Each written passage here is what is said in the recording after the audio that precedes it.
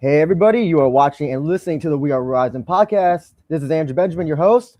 I've got a beautiful lineup of guests today for a JMMA JKICK panel. We're going to try to talk about what the state of JMMA is and what the future looks like. Hopefully good. And No. I'd like to introduce everybody. First, I'll start with you, Combat Casual. Tell us who you are, a little bit about yourself. What's going on, Andrew, Sam, Izzy, Dogman? Hope you guys are doing well. Thank you for inviting me. I feel out of place here because I really haven't been watching JKICK all that long, though I am a very avid fan. I do mostly fight companions. I make videos from time to time. My channel's, not even a year old. But yeah, I've just been doing fight companions, doing content on YouTube, covering a lot of JKICK, Rise, Crush, K1, and I just love the sport. And this is a great time, I think, to have a discussion about where the future of Japanese combat sports is headed. Though it is very, very entertaining, probably some of the most entertaining combat sports content you can consume. The time zone and the availability has been an issue, and so I'm glad to be on this panel today. By the way, if you want to blame anybody for inviting you, blame Isha. He's the one who suggested you. So you can message him and be like, why the fuck did you No, I'm super stoked to be here. I'm like, damn, do I know enough to hang with these dudes, So it's awesome though. I appreciate it. Next we got Sam, infamous fan of I guess former fan of Roya, but always going to be a fan of Yaman and great maker. So tell us a little bit about yourself, Sam. I'm just an aspiring video creator, content creator, media within the space. It's my passion. I like creating content, being creative within. Did K1 ever get back to you for that contest? Remember the K1? No, and they actually attributed the winning rights to, I believe it was a former fighter. I can't remember her name for the life of me, but what is this? I didn't think our edit was deserving of a winning place, but it is what it is. What was the contest? It was a video editing contest, so you'd submit your 15-second kind of video edit, and they judge it. But I got access to the Google Drive. There was three submissions, including my own. And so it felt a bit disappointing when I lost, but that's just how the game goes. With us we have the infamous Dogman. Dogman, host of the podcast about kickboxing. Tell us. Yeah, no, I just sort of came with the place. I've been here too many years. No, it's kind of like being in a zoo. I didn't think young new people watch this sport, so I'm here purely out of curiosity. and we have Izzy from CST today. How you doing, Izzy? I'm good. Yeah, I'm Izzy from Combat Sports Today. I cover kickboxing mostly for CST. I've covered media Glory events, Senshi events. Back in the day when I used to do a bit of MMA, I did some Bellator events. So I'm just a general online journalist, mostly focused on kickboxing. Happy to be on the panel. Yes, and as you probably can see, we have mostly foreign people on the panel because everybody else is watching the Super Bowl. So yeah, that's also the reason. Hey, I watched the Super Bowl of kickboxing last night, the K1 World Grand Prix, baby. Fair enough. Okay, before we go into the topics at hand, just want to do some quick announcements. As always, this podcast is sponsored by, if I can find the thing, Shroom Bar. Go to eatshroombar.com, use code WAR to get 25% off your first order. The bars are great. Lots of protein and cordyceps and all that good stuff. Please go to eatshroombar.com, use code WAR at checkout for 25% off your first order.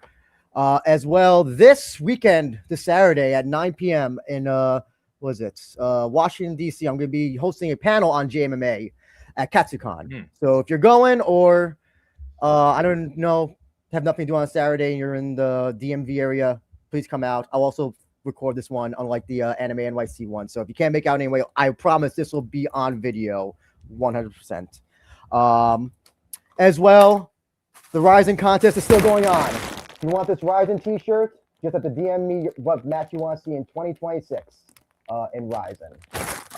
And then there'll be other contests as well for other merchandise I'll soon be giving away, including these K1, what is this? Yeah, these K1 shirts, if you can see right there. So, but that'll be in the future. And then also as well, for the first time ever, the podcast is sponsoring a fighter. Kaito will be taking on Tetsuya Seki at Deep February 23rd, Deep Tokyo First Impact. So make sure to support Kaito, who will be in the main event as well. So may I ask a question? Who is this? Yes. There's another Kaito? Yes. So this is there's as you probably know, there's like 1,000 Kaitos in kickboxing. Yeah, no, Sal, we got to veto these Kaitos. It's got to be after rules. You can't be another active Kaito. There can't be another one named Kaito. That's already taken. I have his Instagram up right now. So yes, he goes by Kaito. As you can see. Sick. So this is I did tell him that how do you know he's only Kaito in MMA though, so it's kind of okay. He's got it's a little different sport. We'll allow him. Yeah, but I know it. Well, this is like I think it was Masato who started the whole single name kickboxer thing, and then everybody started going by like Kaito, Kento, Kengo, Tatsuya, Cozy. Oh, Cozy's one. That one's easy to remember. That one is that there's only one Cozy, but there's 1,000 Kaitos in kickboxing. I think there's like 2 in Rise. There's probably like 3 in K1 Crush already. But yeah, there's another one. There's another one, but he's MMA, so he gets. I think he gets a pass. In my opinion, in my humble opinion. But yeah, I've always wanted to do something about kickboxing. We never had the time to do it, but now we do. So K1 had a show yesterday. Let's first talk about K1. I'll start with you, Dogman. How is K1 looking with their first show in 2026? I mean, the show was fine. There were some, I would say stinky moments. They got a Senegalese Luta guy again who cannot fight and promptly got knocked out. I don't believe this is a good use of anybody's time, but they're kind of in an experimental phase. And for the majority, the product is good. The product has been good for a long time. The issues are all sort of backstage, backdoors kind of thing. So one of the big problems is the model has depended on stars, and there are no stars. There are no stars for the foreseeable future. And this has been, a problem since, I thought 2009. So I was very surprised to come back and see, there was this generation, Tenshin, Takeru, to a lesser extent, Yoshiki Take. So these things can claw their way back, but they have real structural problems with the domestic talent, with the contracts that they have these people under. And kickboxing in the country now is reaching a stage where they're not just losing athletes to other sports. They are losing champions to working holidays in the Philippines.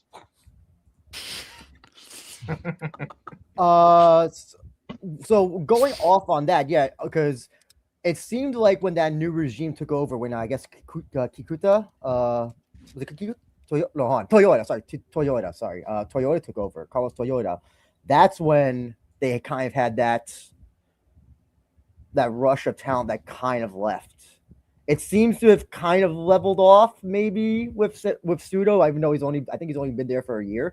But what was it about the Toyota regime that kind of made all the rats leave the sinking ship, so to speak? So first of all, yes, it is Kikuta. Sorry, why am I saying Toyota? Secondly, I think some of the timing was not necessarily related to anything he did or instituted. But for the most part, you will have noticed that a lot of those releases came a year or so after their final fight, which for a lot of those people took place on the match. So there's there's some sort of weirdness there about contractually whether that is a fight on their contract or not. But yeah, they have famously bad contracts for their domestic fighters, which are very different to their contracts for international fighters, which by all accounts are very good.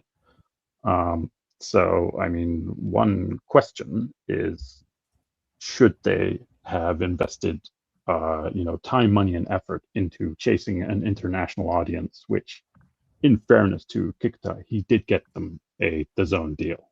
Now, it fell apart for sort of silly legal reasons related to what is functionally a different company from a different time, different era, different right holders, so on and so forth. But he did what he was supposed to do. I think the fundamental issue is, how do you marry these two halves of the company, where you have a shrinking domestic fan base and you want to expand internationally with a product that has not been available internationally and is frankly, appeals to abnormal freaks, but it's a very uneasy marriage, and finding a way to walk that path and make it a viable business, I think, is incredibly difficult. Now, I think they're doing some good things, and if any of you watched the 70 kg tournament last year, phenomenal. Like, just a really good show. But they have like a real poison in their veins at home. They have difficulty with distribution abroad. Now, a lot of that seems to have worked its way. The toilet is unclogged, but the potential audience is very small. I mean, something interesting about that though is really the way that I gauge like who's interested in an event is based off of like just me doing live coverage on YouTube, which I know doesn't translate to media rights and how much money they're making necessarily. When Veronica Rodriguez fought, I think I had nearly like 20 people speaking Spanish asking me where could they watch it, how, when is she fighting. And then for the Senegalese fighters that you mentioned, I think most people in the chat were speaking French, asking me when is what was his name, Babacar, when is Babacar fighting. And well after he fought, they're like, where's Babacar? So I mean, I think that you're getting a lot of interest, but again, I don't know how that's like how sustained that is, right? Like, it's not like, oh, I get a bunch of people speaking Spanish and French in the chat one event. It's not like they're reoccurring fans of K1, and they're asking me about the next event. So I think that it's the sustainability of kind of what you're speaking to with the international market. I don't know how that holds up.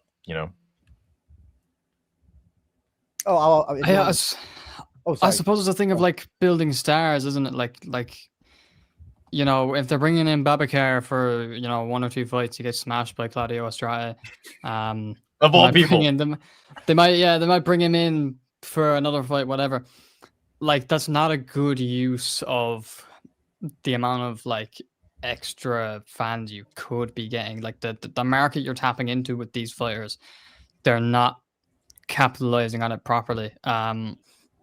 Look at it with like with Kamara as well. I think putting him in the tournament was good, but they kind of let the fighters build themselves. They don't actually build the fighters up purposefully. And I think they need to do a bit more of that. Make it a bit more structured. They can build guys up. If they see there's a guy from a certain country or something, or brings a certain fan base, promote him and put him on, top of shows. Not main card, but like the top block after the intermission. Give him at the start at least winnable fights. Put him in tournaments, things like that. And I think you'll see better results, even if 5% of the new fans that those fighters bring in stick around. That's like a solid increase. I mean, this is also one of the fundamental problems that they have, is there is a broader crisis of discoverability in media.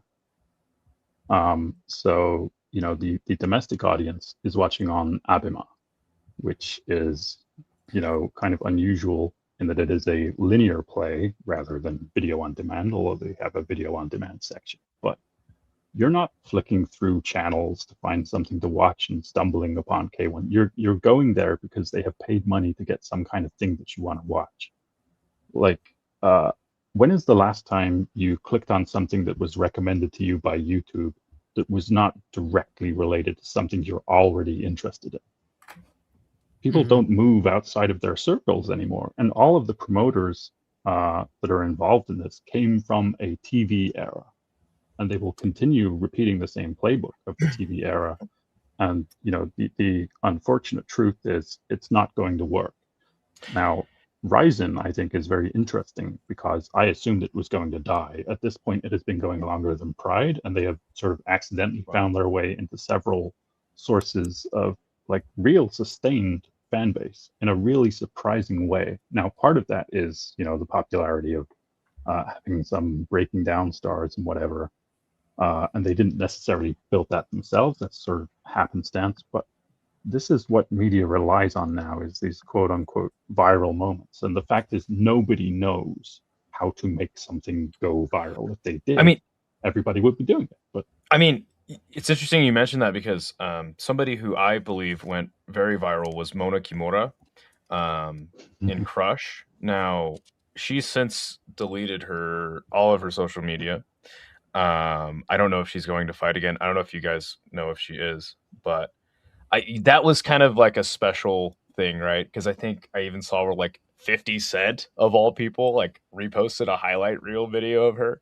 Check out this chick Mona Kimura, you know. So I think kickboxing is capable of producing viral moments, you know, with certain special fighters. But you mentioned the lack of star power in the domestic market, which oddly enough, like me, I started watching kickboxing just to watch Tenshin Nasukawa, you know, but it's so few and far between that a star like that will come around and kind of capture the public's imagination. And it's funny because he only did because he fought Floyd Mayweather and got knocked out immediately in a random Rizin show, you know. But I was still like so compelled. I'm like, oh, like this Japanese kickboxer is legit. So yeah, so I two suppose things there is one is yes, you can have Snoop Dogg, a guy who will do anything for any reason for no money, post this thing on Instagram, but you cannot monetize that.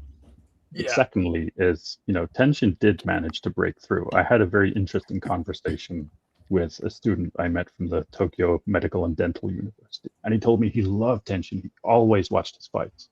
He also had no idea who Takeru was, or that they had fought, or that Tenshin had retired. Wow. So he's just sort of a, you know, an ambient in the air kind of person that people were aware of. We got a question, and then I know this is you, Jay Wolf, asking. He wants to know, does Lucas has potential to be a new breakout star for K1 after his GP run last year, considering their ambitious international schedule they revealed for this year? And I'll ask a part 2 to that. And I'll start with you, Dogman, then we can go to Izzy. And then, yeah, we could go that way. Well, that question.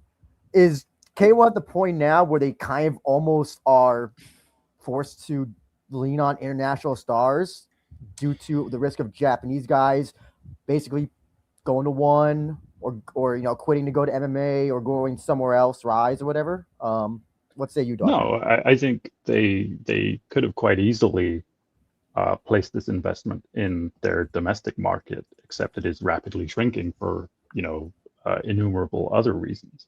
They have made a conscious choice to try and expand internationally.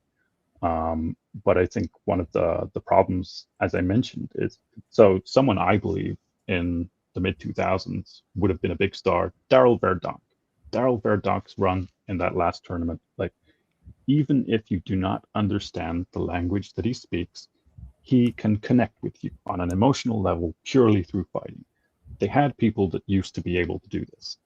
The trouble is, nobody outside of, you know, the 300,000 or so assembled people that watched know or care. They cannot pierce through to a more general audience because TV doesn't exist anymore.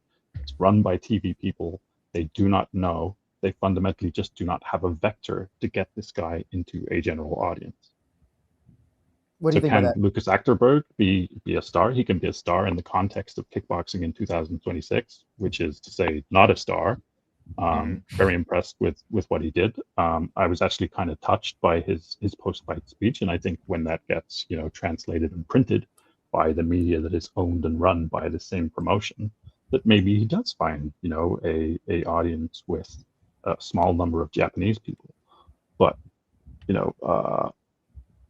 the idea of a big international star, I think, is just not going to happen.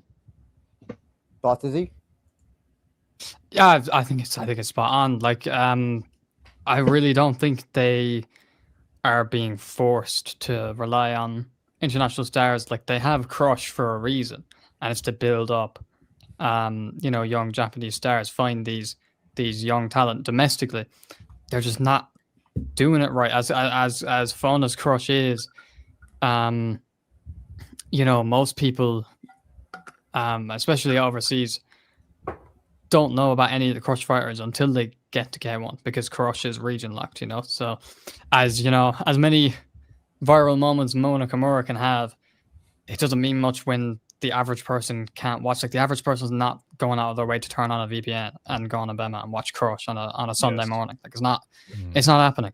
So it's that, like Dogman was saying earlier, the discoverability and the accessibility is really, really lacking, and their approach, like their TV approach, doesn't mesh with it well.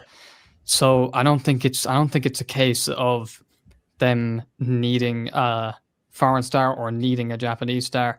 I think they just need a general overhaul of how they promote everyone and the fights in general. Sam, you haven't said anything yet. You would like to make any comments? I share the sentiment of everyone else who's spoken so far. I think that K1 as an organization, it runs fine. Based on what your opinions of how a fight promotion should be run, right?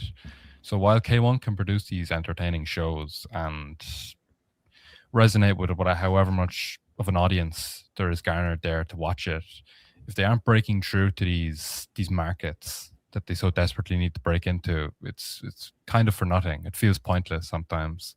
If there isn't a star that comes along like a Takeru Nasukawa in the sense of general Japanese kickboxing, I just don't find a way where K1 can kind of grow back into the overall market and kind of go mainstream again in a way. Because I feel like it's been a long time since K1 has been a mainstream mainstay within the combat sports scene. With Probably a lot of people, possibly 2010s, right? Like when they were working in cooperation with Dream. Like that's when I feel the last kind of big K1. That's the last time it's felt big. But with a lot of people I talk to, like I tell them I'm going to watch K1 or something, and they're like, I miss the old K1, and I'm like, K1's great right now, but people seem to be more drawn to Glory because I think they've kind of held on to some of those names or name value sort of from like the older generation. And so I guess like there's names that are more recognizable, I think, in Glory. And that's another issue with K1 is like there's no like clear like lineage from like tension, like that star power was never passed over to anyone. No. It would like kind of like it was in Glory, I guess. Yeah, I feel Glory do a great job of like making their fighters feel larger than life. Exactly how K1 used to do it back in the day, and K1 have kind of slipped off that. Like I can't really pinpoint it exactly, but there's something now about when you look at a K1 World Grand Prix tournament roster. Not to say that it's ever like a bad tournament; they always end up being fun tournaments. But there's like that level of tension and stakes just that there used to be just isn't there anymore. I think a lot of it might come from how they draw these fighters as they do, the regional tournaments, whatever the winners of those tournaments will get into the big main tournament, which is great to see. Get some lesser known guys up onto the world stage, and they often find a lot of good young talent that way. But you need like people who are mainstays. You need people like who Semi Schilt back in the day, who were there every single year in the Grand Prix, in World Masato, Bukau, every year in World Max. They're not building guys up like that anymore. That's a good point.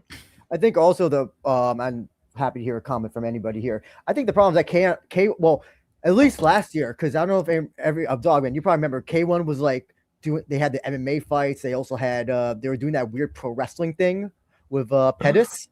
Was that last year or was that the year before? Was that 2024? I think that was last year, but yeah, unfortunately, you're going to see more of that with Genki Sudo at the helm. But first of all, I want to say a shout out to this guy, Takashi Furuhata. He was in Japan, by the way. So, and he's our like unofficial Japan correspondent. Yeah. Okay. So, here's somebody who lived through the death of FEG and the horrible consequences of this. But a lot of what K1 are doing now is essentially rerunning a playbook from a company that died. And he brings up this point that FEG was quote unquote robbing Peter to pay Paul to keep Dream running, which was losing money while K1 was actually making money. There were some allegations between two gentlemen by the name of Kazuyoshi Ishii, a man you should never believe, and Sadaharu Tanikawa, a man you should never believe, about what the financial state of things were at this point. But anyway, to bring us back, we had an original question, and I think we all agree that there is a lack of star power, but you cannot manufacture star power. So in 2009, when Dream and K1 was still running under FEG, who was it that mentioned Hiroya earlier? That wasn't me. Who? One of you guys. Oh wait, no, I was talking about Hiroya the fighter. Yeah. The MMA fighter, not that Hiroya. Oh, okay. Yeah. Okay. Dogman, it's all MMA now. Where you been? Where you been? Yeah, no. So there was a young man who is now not so young, who was being touted as the next Masato, and he was taken out of school. He lived in Thailand and did high school by correspondence so that he could train, so that he could be a full-time fighter. And he was anointed, and they had him all set up to win this tournament, which was instead won by a really lanky, weird-looking kid by the name of Masaki Noidi. And so the next Masato never happened. And people now talk about Noidi like he's a star. He's not. He does not like sell a huge amount of tickets. Nerds love him because he's cool. But you cannot manufacture the next star for two reasons. One is they're going to lose, and two is as soon as you say, "Okay, I'm the promotion and this is my guy," you have a sort of undercurrent of insane freaks who want to see him fail. Like, it has to happen organically.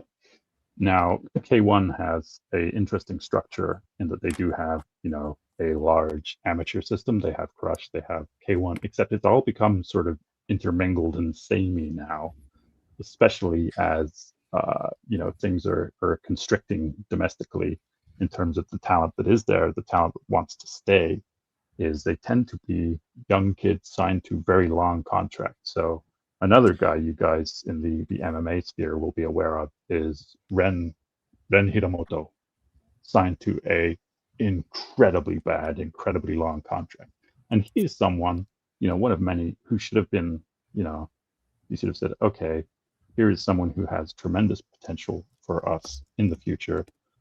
We give him more money now, we make more money later. Instead, they said, okay, have $3,000 to be one of the best fighters in the world. And then he decided to, because this is business that exists largely from patronage, because he had sponsors, he could survive for a year without fighting and then escape this contract and go somewhere else where he could make more money. And yeah, so there's a lot of short-sightedness. There's two different halves of the business, which are kind of at odds. There's the time zone issue where realistically you can't sell this to America at a big price, because the only people who are going to be awake are, there's maybe 15 of them. And yeah, exactly. and the ability to sell to Europe. I live in a European time zone now, and it's fantastic. Like the K1 show was over by 9:30 a.m. Brilliant. I can get on with my day. But what is your pay-per-view audience on a Sunday morning? Pretty small. The way that they're building up their international market is interesting. I did a Rise World Series fight companion.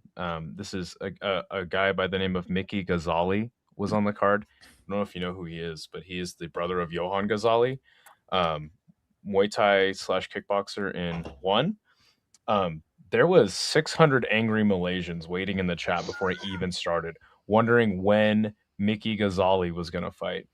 And what was very interesting about that is it was not only his kickboxing debut, but they put him up against the champion. I can't remember who it was, in a quote unquote super fight. And Rise does these super fights with fighters from other organizations. It's like a non-title bout against the champion. And it is the randomest thing. And it's like, why are you doing this to this debutante fighter? Putting him against your champion in a fight that they're destined to lose. I've never seen a competitive super fight on a Rise card in my life. But the guy got smoked, and it was just so random, because I was like, who's Mickey Ghazali? And these Malaysians were like, dude, he's the guy. He's the dude. And he got smoked in Rise in his first kickboxing fight. And I looked into him. He's only had like a couple Muay Thai fights. I'm like, why is this guy fighting the champion? Yeah, so this is a promotional strategy which the Japanese call a hero show. And, one of the unfortunate truths is that worldwide, combat sports is a very right-wing kind of space. And there's a lot of nationalism in the way they book a lot of these fights. And so if you can beat up a foreigner, great. Whether that has any competitive value, whether it adds anything to the card, doesn't matter.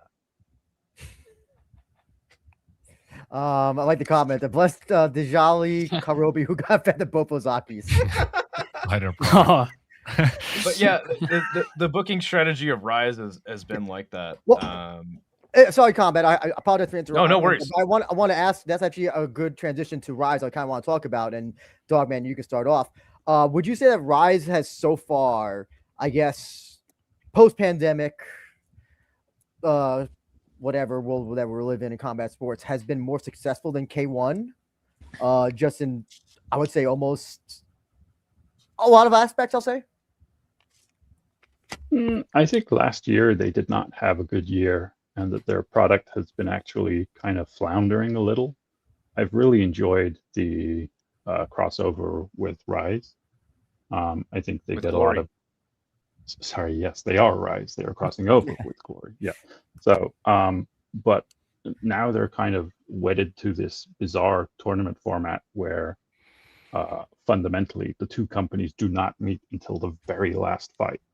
And I think it's a difficult sell for several reasons, but also, the thing with Rise is even if they have a lower ceiling, they also have fewer operational costs. They have a smaller network. They have 2 gyms, and unlike the large network of K1 gyms. So I believe that the target gyms are both run by Ito. But in terms of their footprint, it's very similar. It's basically you have 6 quote unquote big shows a year. The big shows are getting smaller and smaller constantly for both Rise and K1. And now, I mean, I should say this up front. There's never been an NDA I didn't break, but we are now in a point in time in which the rumor says that one championship is going to start a regular show, probably in Karakuen Hall. And so we now have this scenario where Rise has a standing, monthly show booked in Karakuen. K1 has a monthly standing show booked in Karakuen. They're putting one of their, K1 branded shows in Karakuen. Now we also have one championship. This is a very small pie for three people, three companies to be slicing amongst themselves. It is not a huge profit maker. There is, also there's this fourth TV property, Goat, also running shows there. Like it's it's not a sustainable business practice to have all of these people competing to be a 2,000 seat arena. It doesn't make any sense. In an arena that is sometimes packed, sometimes dead for some of these Rise Crush shows, as far as I can tell. It's really hit or miss how packed the place is. From watching Rise and Crush the last year, every event, watching Rise more and more. That's insane. One at Korakuen would that would not be cursed. Absolutely cursed. Combat, that's something you told me in our messages. You said that it was important topic was one kind of being this harbinger of death for like. Sorry, I don't think you can discuss the state of Japanese kickboxing without discussing one championship. I think it's impossible at this point. Just to Dogman's point, like the availability of one, the reach that they're able to have is immense compared to K1, Rise, and Crush. What is the Ariake Arena? Is that pretty big? Do you guys know? Yeah. Oh yeah, that's bigger than Korakuen. It's like 15K, is it? Okay, Yeah. so it's not quite like Korakuen. It's also not not quite as easy. Saitama It's or- also not as easy to get to as Korakuen. Like it is. Okay. It is. Well, It's it's the Tokyo Dome, right? It's like the theater at the Tokyo Dome. Yeah. Okay. Yeah. Now, one championship is doing the strategy they're doing. You have to admit it's great. They're putting Thai guys up against their Japanese, new talent. By the way, on One Friday Fights 140, there was two fighters from Team Teppen on the first three fights of the card. I was like, what? Team Teppen in one championship? Anyway, but I think the strategy is really good. It's like, hey, we're going to build Yuki Yoza off of a guy like Superlek and put him in a kickboxing match. And I mean, obviously it didn't work out for Takeru. I think he's kind of on his way out. Noiri, randomly, I wasn't really impressed with Noiri, but people were telling me like they're really high on him against Superbon. And I think the strategy is just amazing for them, right? Like, hey, we're going to put our Thai stars against JKICK guys. And I think that it's been a great success for every party involved. Now, obviously, can we trust one to not fuck this up? No. I don't. You're right. So there is that, right? It's like, okay, they're building an audience. Are they going to screw it up? Chances are probably. But I think that they're in a great position at the current moment. I'm interested to see what the panel's thoughts are on. I mean, here's the thing there is that they have had a couple of successful pay-per-views that have made money for them, and that is great. The shelf life of Takeru now is exactly one fight, a fight which relies on his opposite number making weight, caring enough to be there. And outside of that, so he, Takeru still has viability as a pay-per-view and particularly ticket seller. Noiri does not only for the fact that he has just lost, but he is not a guy who is going to connect with a general audience. The time has passed. He connects with people like me, people who watch this because there is something deeply wrong with them. Now, Yuki Yoza has the potential to be a star, but he is not a star yet. He's also extremely judicious about the fights that he takes, accepts, and so on. And so one thing you will notice is he does not want to fight Nabil Anane. He wants to fight Jonathan Haggerty. He knows he can beat Jonathan Haggerty. You cannot trade for Nabil. And I think when the rubber hits the road, this is a company that is in what, $500 million of debt. If you do not produce a star, a bankable star who will continue to fight for you over a pretty long period of time, it does not make sense to be, raising an extra $100 million to say, oh, we have a growth market. We're selling, $12 pay-per-views in Korakuen Hall. So I think it is really, it's going to become an existential thing over the next year or two for them. One of the things you're already seeing is they are salami slicing out the product. So the One Friday Fight stuff, there will just be stuff that you cannot watch internationally now, because they have triangulated a Thai and a Japanese audience, and it's very important to them that those people pay money for it. And you, as a weird, white guy, if you can access this for free, then any, reasonably technologically advanced Thai or Japanese person can. And so, bye-bye to that. So I think, everybody has a real existential threat to them at the moment, except for, I guess, Rise, who are very happy to just go along to get along, lend their fighters out to this GOAT thing, lend their fighters out to the Unext portion of One.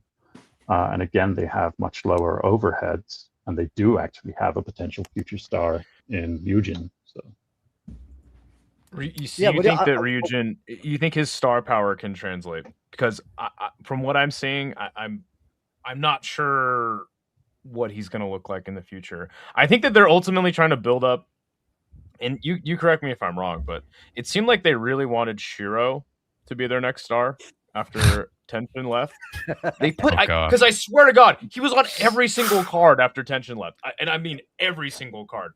And it seems to me like they're building up to a potential match with Ryujin and Shiro. I thought they tried. Remember that? I thought they tried to do something with Kazane, and then he quit. He just retired randomly one day, and then and again, this is me only being a fan for a few years. So am I way out on the Ryujin thing? Yeah, so Ryujin has the possibility to be, an echo of his brother, which is to say the amplitude will be smaller. The potential, money to be made will be smaller. And you can already see in the way they're booking him against, ties and getting the spinning back to the body, whatever. But he's actually coming into his own and becoming a pretty good fighter. Now, clinging on by your fingernails and saying, okay, we're going to wait for the next star is the only playbook these people have. It's been, repeated, and the business will contract. The high point was the match, and we're living in a sort of time of devastation post this. But no, to the point about Shiro, I think you're conflating two separate things here. One is that he does have a belt for them. The two is the way these people make money, the way to a lesser extent the promoter makes money, is hordes of mid-40s Japanese ladies who go to gyms. Shiro runs a gym called Be Well. Their tagline is "Build a beautiful body with kick." He's very popular with middle-aged Japanese ladies who will come and watch him fight, even though for a few years he was seen as a deeply boring character.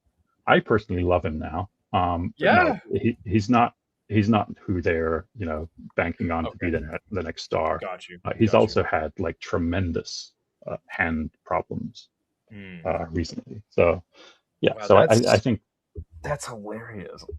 He has a big gym. They got to put him on every card to get their money's worth from that. That's insane. That's insane to me. One thing I did want to talk about is one of the last Rise World Series cards, and I think it was the Glory Featherweight thing, whatever that is. They had open finger glove matches. Now you're starting to see a lot of kickboxing orgs. K1 had a show recently where they did the Heroes rule set. Senate Caribbean had an MMA fight on a K1 card.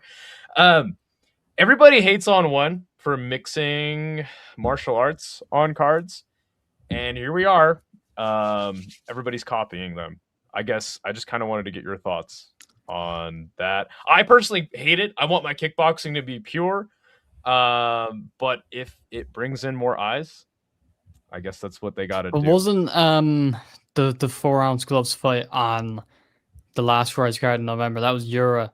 That was kind of only because his opponent, he was supposed to fight in the tournament, in the Glory tournament. The stay his busy opponent, fight. Yeah, his opponent pulled out, and he just took an open finger glove fight just to get a fight done. You know. Okay. I believe there was got a quick 3 or 4 knockout. I think there was 3 or 4 open finger. There was a couple. There was was it Momo Tsukamoto? Was that on that card? He had one recently. They have a couple of guys doing it, but they're often like just kind of filler ones. Yes.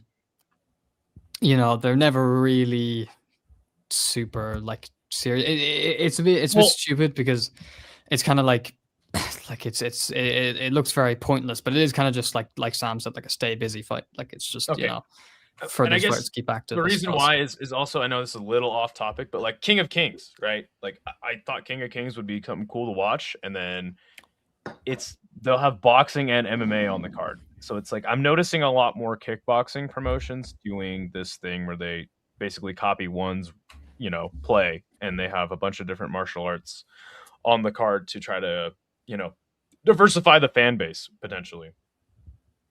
So I just want to go. Oh, sorry. Wasn't somebody about to say something? Yeah. I suppose like those kind of things are just like looking at it, you know, promotions like you know, your King of Kings, your knockouts, you know, ones like awesome. That. It's kind of it's their own take on just trying to have a unique selling point. They're, you know, all these promotions that do this are kind of smaller promotions. They've seen the blueprint that one have put in front of them, and they've taken it, put their own twist on it. You know, some better than others. I think knockout stuff is good. I think, you know, some promotions kind of do it. Don't do it. Sucks. Yeah, I think some promotions don't do it great, but it's kind of it's, you know, I don't see many promotions like that properly taking off. I think just people are probably sick of hearing me say this by now, so I'll try and intersperse some new talking points in here. So the first time I encountered small gloves Muay Thai was John Wayne Parr running an event in Australia in a cage many years ago. It's not necessarily a new thing, but the point of it has always been spectacle. And this is there are 2 reasons this is occurring in the Japanese scene. One is obviously there are people who have an eye on the escape hatch and are looking to go to MMA or perhaps one. We've seen, I'm blanking on his name, Gunji Taito, move to knockout and essentially say, okay, I'm doing this as my prelude to trying to get into one championship, and then like consistently lose. But also, you know, the promoters see this as a spectacle, a way to try and get a more casual or more MMA oriented fan base. And it annoys the hell out of me for one very specific reason. So Rise have a contract with Windy to make their gloves. Windy make them a 4-ounce boxing glove for their lowest weight women's.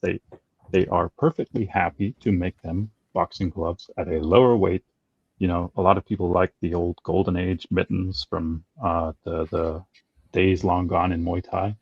This is purely an aesthetic choice, purely to try and capture an audience that does not watch kickboxing, that really does not care for it. Now, why they do not, you know, employ these other gloves that they are already paying for is simply because nobody would care. Yeah. So I have a question. I just want to go back to K1 because we already talked about Rise and, you know, Ryujin, maybe the next guy. I was, you know, I guess after Khan Nakamura leaving, I don't know, you know, it's got to be Ryujin. But Dogman, I want to ask you, who do you think K1 would? For example, I put Rui Okubo on the thumbnail because I'm like, oh, this guy is gonna probably want to be one of K1's next guys, and then miss weight and all that shit happened. But who do you think K1's going to lean into in the coming future for to be their main star besides a Akihiro Kaneko? I mean, they kind of have a gun to their own head here, and they are in a like nightmare scenario for a promoter. So, as you mentioned, Kaneko had a string of very good fights in what seems like a different time now. Mhm. He is just, lost but maintains his title because Okubo couldn't make weight. And so it was not a very good fight, to be honest. And now they're in this position where, do you rebook that and then risk the fact that, it's very likely that this young man who is continually gaining weight because he's about 12 years old is not going to be able to make the weight again? What do you do? It's very difficult. Like me personally, who do I feel that they should be banking on? I'll say it again. Daryl Verdonk, he's not the best fighter in the world, but somebody like that who, can forge an emotional connection with people who do not speak the language. Okubo, very, very, very good fighter. Tremendous, tremendous amateur record. I think if you want to talk about future perspectives, I think a rematch between him and Ryujin, the fact that they'll probably not be in the same weight class, would be a difficulty. But that is something that maybe 3 years down the line, if any of these people are still in business, something that they could, if they can make nice and co-promote again, could possibly make money. But who is upcoming for them? Nobody.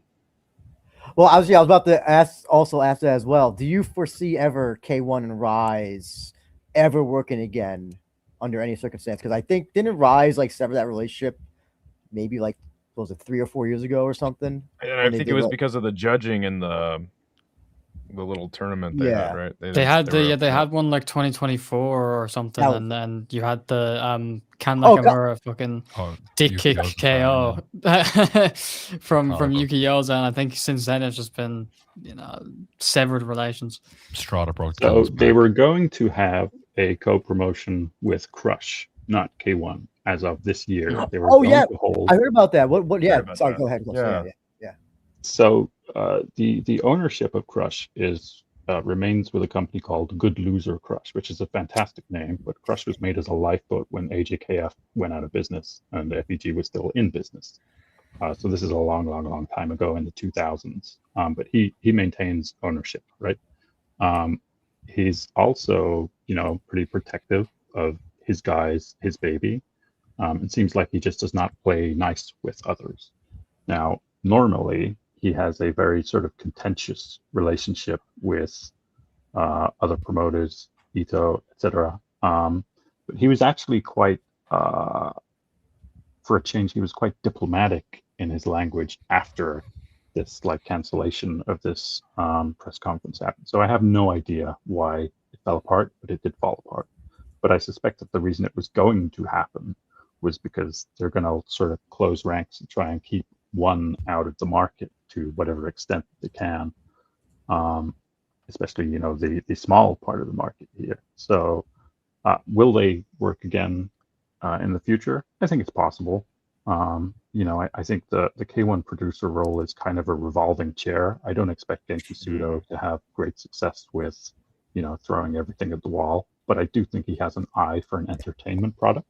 If he can capture a more general audience, great. I don't expect him to be able to, simply because of the structural issue that you're not getting new people watching, notwithstanding the 3 or 4 people in here. I forgot where I was going, but anyway, there's a possibility for K1 and Crush to work together again in the future. But I think it really depends who's in the big chair at the time. Thoughts, Izzy?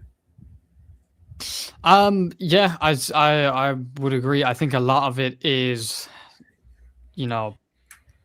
personal.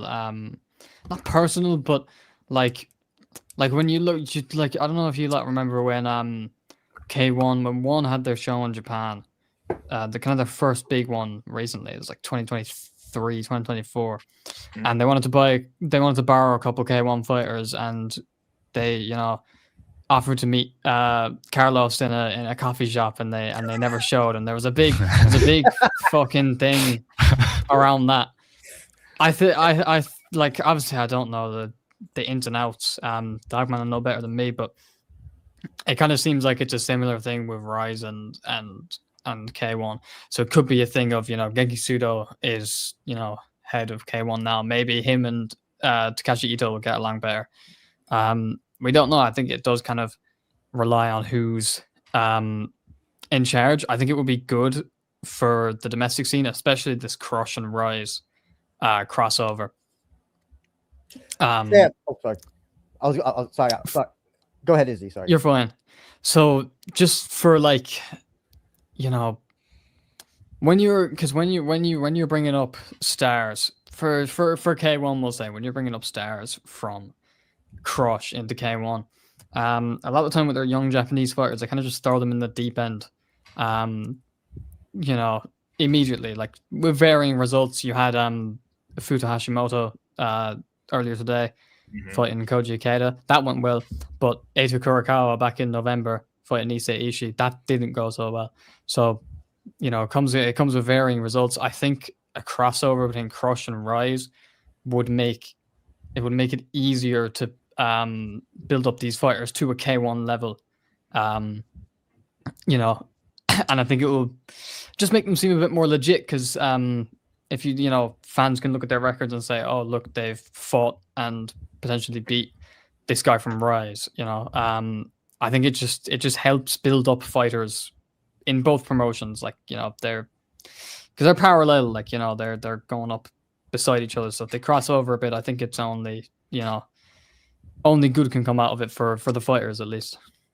I was told that K1 is like the top tier, Rise is the mid tier, and then K1 or Crush is like the low tier. Is that true? Is Rise like the middle child in this JKICK equation? No. So what it would say is that since the pandemic, the demarcation between Crush and K1 has been essentially non-existent, because they needed to fill these cards. Now, K1 operate a structure they call the pyramid. Now, you can walk into a K1 gym, you can, fight professionally, fight amateur, never fight at all. But the point is that you can go through their amateur system where they have amateur tournaments in a building that they own. You can, join the promotion, paying a tithe to their gym. You can, theoretically rise. So they used to have this thing called Chaos, which was like a sub-Crush level thing. Now Rise essentially have the same structure. You have Rise numbered shows, which Rise are West. Yeah, exactly. Yeah. So they have their small number of big shows a year. They have a lot of numbered shows in Karakuen, but you essentially have these gradations of how much of a ticket seller are you, and in which arena are you going to sell tickets. I think as was seen in the match and every subsequent co-promotion that has happened, is that the level of these guys is broadly similar. A Dogman, sorry to interrupt. Wasn't there also a thing where kickboxers had to be in that K1 gym, that K1 branded gym that they have as well? Wasn't there something with that? Yeah. So politically, it is very, very difficult for you to get a title shot if you are outside of the K1 gym system. They do not like that to happen.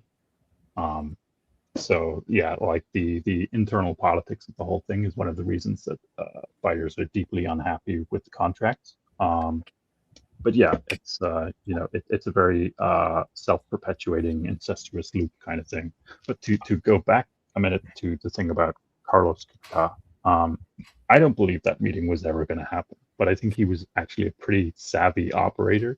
Now, the press that this was reported in is Gong. Now, you may or may not know this, but Gong is owned by M1, which owns K1. So Gong went bankrupt, back in the sort of Pride Heroes K1 days, and the rights, the name was bought out by this gentleman, and so they have a very pliant media environment. And also, as I'm sure Andrew, you're aware, it is very uncommon for independent media to interview these people. Everything goes through the promoter. They are, signed, sealed, delivered, owned by these guys. So a little addition to that, when I was in the K1 press room for the show in November last year. Yeah, no, it was definitely. There was definitely stares of people of like, who are you and why are you here? It was definitely, yeah. Well, just I'll put it that way. I just want to say, you know, very small content creator, only been doing it a long time, or only been doing it a very short time. I emailed one championship. Shout out to Phil. He gave me the guy to hit up, and they gave me like media. Like they send me, I have access to like their media drive, and it was incredibly easy. They hit me back like that. I hit up. I emailed K1 recently. Not a word, and I don't think I'll get one, right? But like one has given me permission to basically use their footage and post it like on my channel. So it's very funny that you would, you know, it's like one's like, oh hell yeah, anybody, come on, post our stuff, and then I've also you go into a K1 media room and they're like, who the hell is this guy? Yeah, the only white guy in the also, I told this story many times before. Back in the Nakamura era, when it was run, when he was the GM of K1, me and Lisa from the Fighter, we were going to try to do our own kickboxing thing, and she reached out to Nakamura, or she reached out to K1, and they were demanding payments to talk to their fighters. Wow. That's actually not. But here's the thing: that's not uncommon for that's very uncommon here, but not in Japanese meeting. And probably Dogman, okay. You probably know that's, and that still goes on to this day. Yeah, no, like they will even impose fines on fighters doing non-approved media. Wow. Well, Dogman, yeah. I'm really curious. You keep saying this restrictive contract in K1. There's a lot of media about how restrictive one championship contracts are, and you know, yes, UFC contracts are covered very heavily. I'm just curious, like, is it as restrictive or more? I mean, in terms of media, yes, more restrictive. Okay. But I do think, you know, one of the real sticking points for these people is the exclusive negotiating period, and so it's been very funny to see Takeru vent his frustrations about the I forget the terms, but essentially one has an even longer matching period, which they have used to freeze out a number of fighters, you know, in very high profile cases over a long period of time.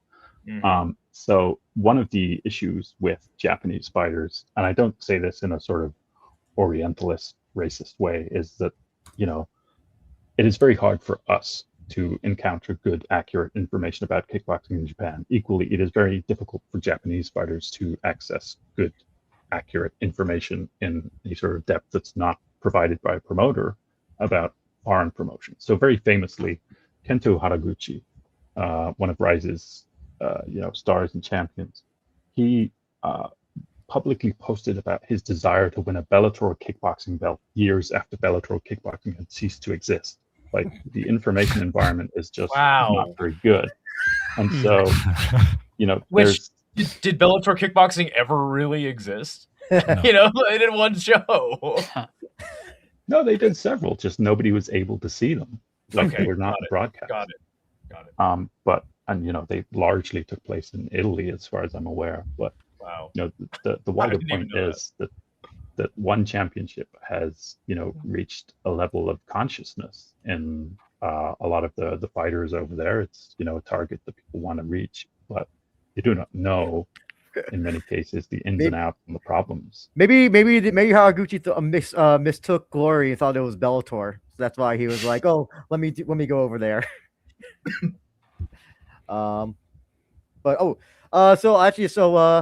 Tisan says Kikuta has no foreign blood at all. He got his name.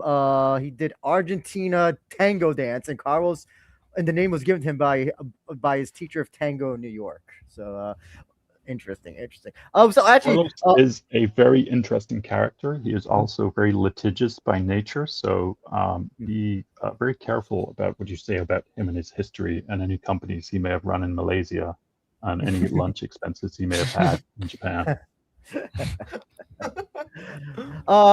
So I know Dogman, I know that's a little bit late, and how much more time do we have of you? I have no idea until I decide I'm going to go to bed. Oh, okay. Because I know it's late where you are, and I want to be respectful of your time. So, what? So, I mean, what? How do you think? I know this is just one show that K1 had, and it looked like they filled up Yo Yogi 2. I was at the show in November. Yo Yogi 1 was not filled up at all. Yeah. It was pretty bad. I'll say that. Do you think that they're only at a level now where they can probably draw at a Yogi 2 at this point? And yeah, you have any thoughts on that? Yeah, I think, they have several structural problems here. One is, the continual issue of people coming to support their guy in a 20-fight long card and the place looking deserted. It looks bad. It doesn't, bring people in. Two is, again, this is a sport that depends on patronage and selling tickets through fighters and personal networks. Three is, the currency being devalued and, an impending economic problem for the world, and that people have less money to spend on, luxuries like going out to watch kickboxing. And we have also seen that the interest in kickboxing, even within, I've seen this a few times. Like, I've been around after 2009. Kind of felt like it was going to go away and never come back. I was very surprised that it did, but people go away. People fall out of love with the sport. It happens. It's a very natural ebb and flow of things, and we're just in that period of time where we're at a very low watermark. The opportunities to make money are fewer. So I think, yeah, you will see sort of retrenchment back to smaller arenas, probably fewer big shows. We're already seeing K1 running one of their K1 branded shows and not the Survival Wars brand in Karakuen. I think it's likely, Rise, it's a bit easier to mask this, but I think you probably see, instead of having 6 big shows a year, maybe they go down to 4. But, maybe the new real estate guy who wants to lose lots of money on kickboxing decides to, make things, the relationship with Rise a bit more formal, try and crowd one out of the market. Maybe with the recent election, they decide to go, even more nativist and protectionist and make life difficult for foreign promoters. I don't know, but it's Dogman, when did you start watching kickboxing?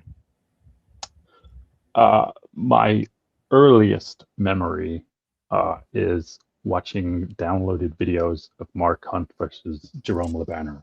Sick. Now, to let you know how old I am, I managed to successfully steal a live stream of the last Pride show. So, Wow. I've been around.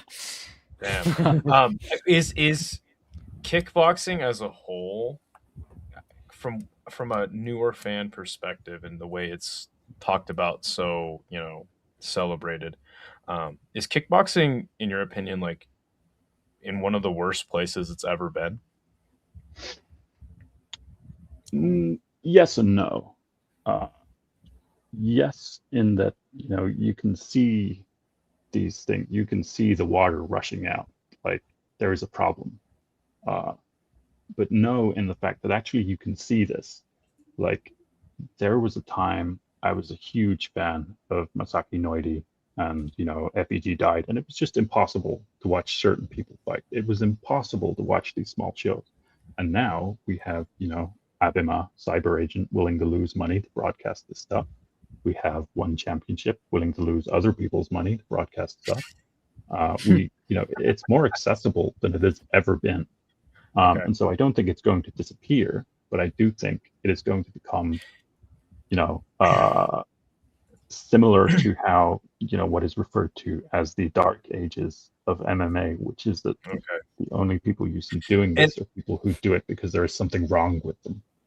And this is where I kind of thought this mixing of the rule set thing would be important. In my opinion, this is why one chooses to keep MMA going, even though it's a lie, it's a sham, right?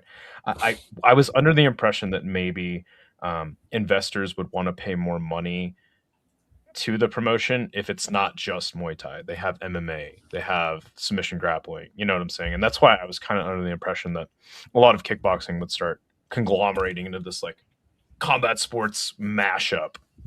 So historically, there have been a couple of reasons that people, mishmash these things on the card. One is K1 Dynamite, which was actually the initial co-promotion between K1 and Pride, even though it had a different name in the West, but eventually became essentially a way for one Japanese TV broadcaster to access the stars of another without having to pay very much money for it. So you would get really stupid things like Peter Arts fighting a guy who's going to heel hook him in 90 seconds. Like, who cares? The other reason is Sengoku. The unfortunate truth is that kickboxing has lower purses than MMA. So your gentleman in the chat a while ago was referring to the insane purses that were spent in Pride. So Hidehiko Yoshida made colossal amounts of money as a former Olympian. Now, people in the West may not have really liked him very much, but he connected with an audience and made very, very, very, very good money, to the extent that at one time, a Japanese silver medalist in judo was his personal driver. Like, it was just a different world then. Now, one of the things with one is, they are chasing investment money. And I do think their retrenchment back to Muay Thai and kickboxing was a financial one. Like, you can do this cheaper. 100%. But also, one of the things with MMA is MMA has just become kind of part of the cosmic background radiation, to the extent that people know what it is in the West. And now even the UFC cannot sell pay-per-views. They have just escaped from that business because they also cannot produce stars, because they have their hyper optimized algorithm to just grind people into content and extract maximum value from a fighter. The UFC is the star now. Yeah, exactly. They produce a sort of pale slop that they can continually feed to a broadcaster. And, great, but nobody else has that ability. And so you do have to find some unique sales point. Takashi Furuhata is talking about certain proclivities of Kazuyoshi Ishii. What I will say about Mr. Ishii is if you have a Japan Times subscription, a very fun game to play is to search the Japan Times website for his name and see like what crimes the people he is quoted with committed. So I'm curious, Dogman, do you feel like the match may have also been kind of like I sometimes call it the series finale for kickboxing? Do you think that kind of may have been just the ultimate peak, and it's like, where do you go from there? Yeah, like we also saw this with Masato versus Andy Sauer in 2009. They had a big arena booked out. They had it was really the last hurrah before things fell apart, and they knew this. So this has happened before. It'll happen again. It's a very boom and bust business. But I do think that while it was the monetary peak of this era of kickboxing, it was not, the competitive peak. Gotcha.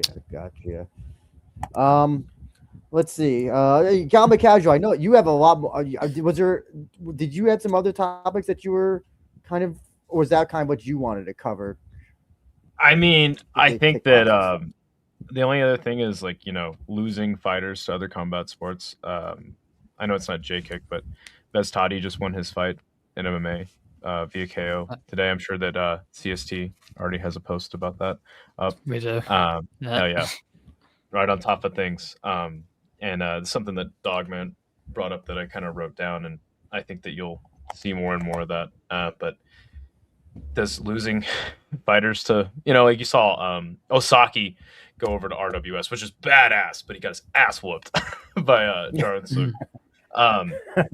So I think that you'll see a lot more of that, and the purse thing is a big part of that too. You see that a lot in Glory, like dudes are just leaving, and Glory's in a weird spot, but yeah, I don't know. I think that I don't think there's much to really cover there, but it is something that is happening, and probably a consequence of contraction in kickboxing. Yeah, and it is purely an economic thing, and that there is just not money here, and in Japan the majority of the pay is from tickets, Takeru and Tenshin were real outliers, and like, yes, they sold tickets by hand, as everybody has to, but you know, Takeru was receiving a pretty large purse that was underwritten mostly by Cyber Agent, but you know, by someone Is that Psy Games? Is that the Psy Games thing I see? Yeah, Psy Games is a division of Cyber Agent. Cyber Agent runs Abima, so on and so forth. But you know, the purses are just not good now.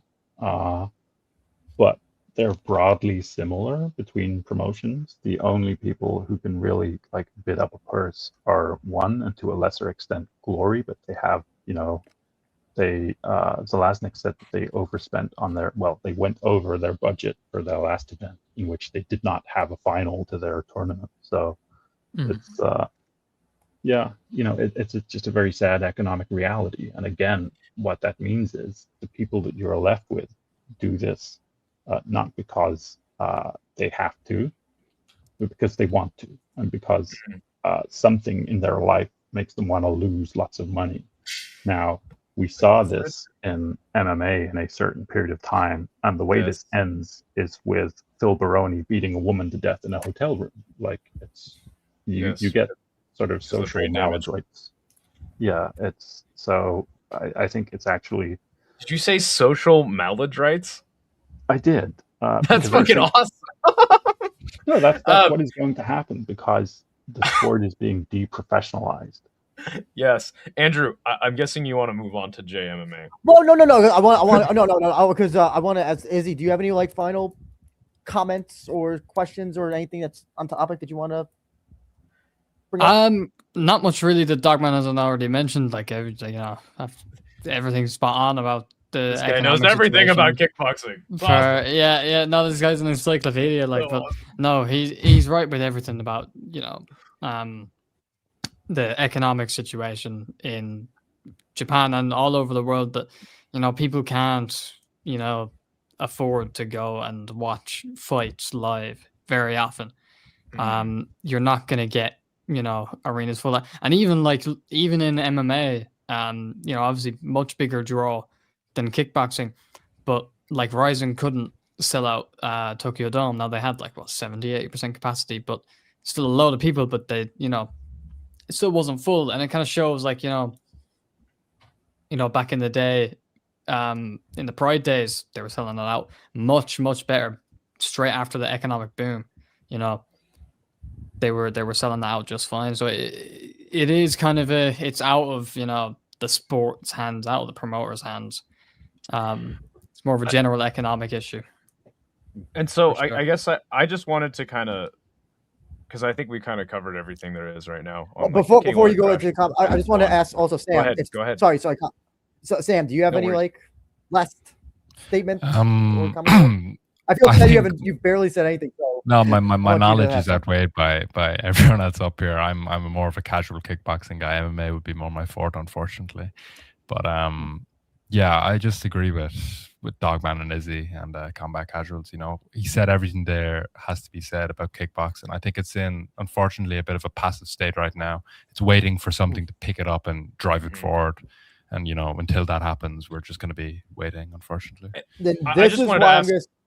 Yeah, sorry, go ahead. Sorry. I just wanted to ask, like, you guys on the panel, and I guess just, like, where do you see kickboxing in the future? Like, something on where you see it in the future? Because I think that, and again, I don't even mean to, like, I don't know, sound egotistical, but, you know, just people on the internet giving kickboxing a platform, covering it the way CST does. You know, they're going to talk about these kick fighters. And I think that really boosts the sport. Now, how much does it translate into revenue? Maybe not that much, but I think that it's a snowball effect. If people talk about the sport, they do panels like this, they cover the K1 events, they tell people how to watch it, I think that is where it can get to a good place. I think it's on a good like trajectory. Like it's definitely moving up, especially K1 recently, with, you know, they're sorting out their broadcasting issues and all that kind of stuff, and the promotional stuff. Their social media stuff is getting a lot better. I say this as a young fan. Like, I'm 20 years old. I wasn't, around for the glory Nobody days, is right? 20 years old. Shut up. Man, I was a baby during Prime K1, if not, Oh not my more. God! Don't say that. So, Oh my God!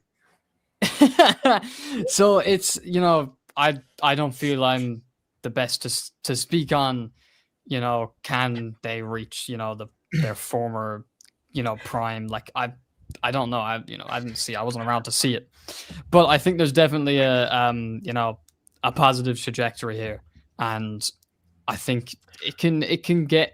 I think as much as I fucking hate them, one are doing good work with promoting the sport. Like Dogman was saying earlier, mixing it in with MMA, Muay Thai, doing small glove stuff. It does get more eyes from other combat sports fans, onto kickboxing. Actually, I'm curious to know. Oh, sorry, Izzy. I'm curious to know when you guys make your kick stuff. What is like usually the impressions or clicks or views? If you're willing to, are you willing to share that? I'm just really curious. I'd be interested to hear that too. I can give you my kind of the numbers around my when I did the Glory event in December. They were very fluctuated. Like we were looking at it on YouTube.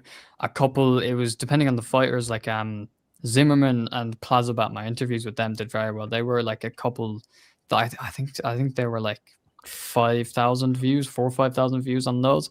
There was a couple others, like the McGuell Trinidad one was a few hundred. There's a couple that didn't crack 1,000. I don't think the Chico Quasi one cracked 1,000, but there's a few like fighters in particular that seem to do bigger numbers than others when I interview them. If you could get a translator for Bahram, that would blow up. Some Glory on my, I know that you asked Izzy the question, but Glory does great numbers on my channel because of the lack of English commentary, right? When I do Rise or Crush coverage, nobody watches it. It's me and 3 people, just having a random. But K1 is rolling. Did you ever get a letter, a cease and desist letter from Nick from K1? Oh, that's the other guy that was supposed to be on the channel or on the panel today. No. Nick's the guy that got Isha. Got Isha the axe. I know, that's what I was saying. Oh. So yes, I don't know if you guys are interested in this, but Isha was on track to City Life Project, great channel by the way, real MMA channel. He was on track to get like 100K views on a Glory Fight Companion, and he got a copyright strike. There was some other things involved. If you guys want to know about that you can ask him about it. He was in my replies when I was like Glory. He was like, tell Nick to fucking stop. I have my thoughts. I have my thoughts on that. I think that honestly, and maybe this isn't something that he would like to hear, or you guys in the chat would like to hear. I think that Glory is perfectly in the right to not like somebody stealing their content and distributing it. But at the same time, how are certain fans supposed to be opened up to something if it, isn't a little more accessible? DAZN charges a lot of money for these cards. So that's kind of all I want to say about that. I'll just say as well, no matter what happens with K1, Rise, Glory, Deep Kick will always be there no matter what. Yeah. Of course. Yes. How do you watch Deep Kick? You don't. You go listen. there. You don't. It's non-televised events. Fuck. House shows. Dogman, I'm really curious to get your thoughts on where do you think the sport is headed? Do you think it's getting to a good spot? I'm very, very curious about. So to wrap a bow on all of this, I think the future is essentially Deep Kick. Like, what do I think the future of kickboxing looks like? I think it looks smaller. I think it looks less televised. I think, unfortunately, that's the direction of travel until something changes. Now, things can change. Like, we had a golden generation of talent. We had Yoshiki Take, Takeru Tenshin at the same time in more or less the same weight class. It can happen. It's very unlikely to happen anytime soon, but But to illustrate something, your guy here, Takashi, mentioned that Musashi did not like Kazuyoshi Ishii. Now, if you look at the money that was being made on the big novelty checks when you won a K1 Grand Prix, way back in the day, not massive, but respectable. I think the first one was something like along the lines of $90,000. Peter Arts said he made essentially the same amount of money as a good football, like as in soccer player would make. Now you look at things today, admittedly, there are more people, more opportunities, more weight classes.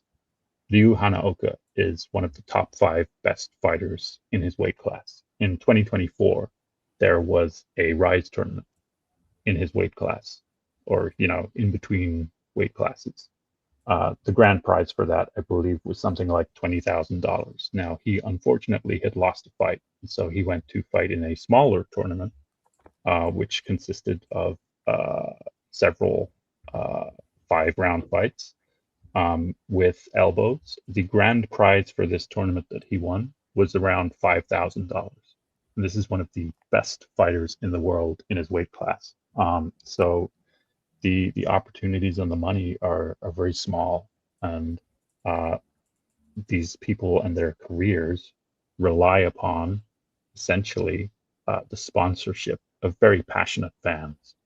And so if you enjoy this sport, if you are new to it, like I'm honestly very amazed that there are young people watching this, because it seems we essentially just capture people and then, maintain a dwindling supply of old men watching this and talking amongst themselves. But if you have the opportunity and the means to pay for something, if there's a very reasonably priced internet pay-per-view and it, intrigues you, please throw the $15 or so at it, see if you like it. If you do, continue to find ways to try and support the monetization of these things. Do not buy whatever day one Hololive 3rd generation whatever was on the screen there. That's not the future of kickboxing. Please don't. Yes, don't. I kind of want to ask Dogman there. I suppose because you've been around. You were saying what happened with the match, it being like this climax of the sport and then big crash afterwards. You've seen that pattern play out multiple times. You said with 2009 with Andy Sauer and Masato with that event. And everything kind of just, goes to shit after it. Is it kind of a thing of, say, like 2022, like late 2022, 2023, 2024, kind of in this area? Is this like the worst of the worst right now, and that it can kind of only go up from here? Or is there still like, certain things about it that's looking a bit bleak for the future?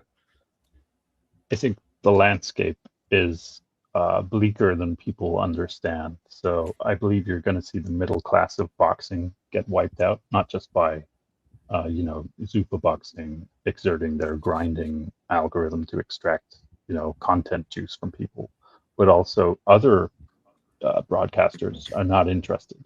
Even in Japan, where they have a very strong domestic boxing scene, they were in this position where they had Unext, they had Abema, they had Lemino, which is part of NTT Docomo, which is like a phone company, Amazon. Everybody was wanting to get into boxing. Now, most of them are retreating. As soon as Inoue retires, I think you will see approximately 0 boxing broadcasters in Japan of any note. And I think you will see this pattern play out in several different industries, but also, I'm not sure how many of you are familiar with Bushiroad. So Knockout used to be funded by essentially a company similar to Cygames, who got out of the business. And I think you will see others get out of the business. And I think if Abema decides to stop paying a lot of money for, relatively a lot of money for broadcasting rights for K1 and Rise, and say, okay, it's got to be one of you, then I think you get a sort of consolidation, an apocalypse level event of this very odd sector of the business. I want to add also. Sorry, Dogman. Sorry, finish your thought. Sorry. No, I was just going to also say, I think Glory is in an increasingly precarious position. They had a home base in Holland, and you see that they're not really, going to the larger arenas. And I think you will see also a contraction there. And I think, it's difficult to make a star when one leaves. The other thing also is that, and maybe you can speak to this, Dogman, is that Japanese culture, in terms of stuff that's popular and stuff, is like operates a lot differently than, I guess, in the West. One day something is popular, and then the next it's just like people have moved on. I think it's a lot more things go past the ether a lot quicker than, like, I would say here. I don't know if you would agree with that, but that's just my feeling with, like, what seeing from, like, you brought up Bushiroad, how popular New Japan was at one point, and then they're not as popular as they used to be. I don't know. Do you agree with that? That's just also. Sorry, go ahead. I think it's kind of been received wisdom about fads and boom and bust in Japan, and I'm not sure that it is realistically that much different to any other culture. Like, I see many young people with Labubu things on their bags. I don't think this is going to be a lasting thing, Maybe I'm wrong, maybe I'm old, and maybe it will be, but these When's things... the Labubu movie coming out? That'll save K1. That do a Labubu. That'll save Labubu K1 collab with Labubu.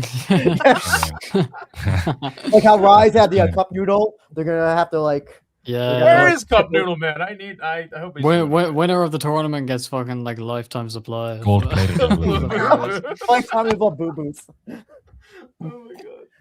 Hey, just before I leave, Daniel is about to say about the Takeru branded weird little bear toy thing, but also back in the Sengoku days, there was a Korean fighter who had the nickname, it was either Shin or Jin Ramyeon, because he was a family member of a famous instant noodle brand. So everything old is new again.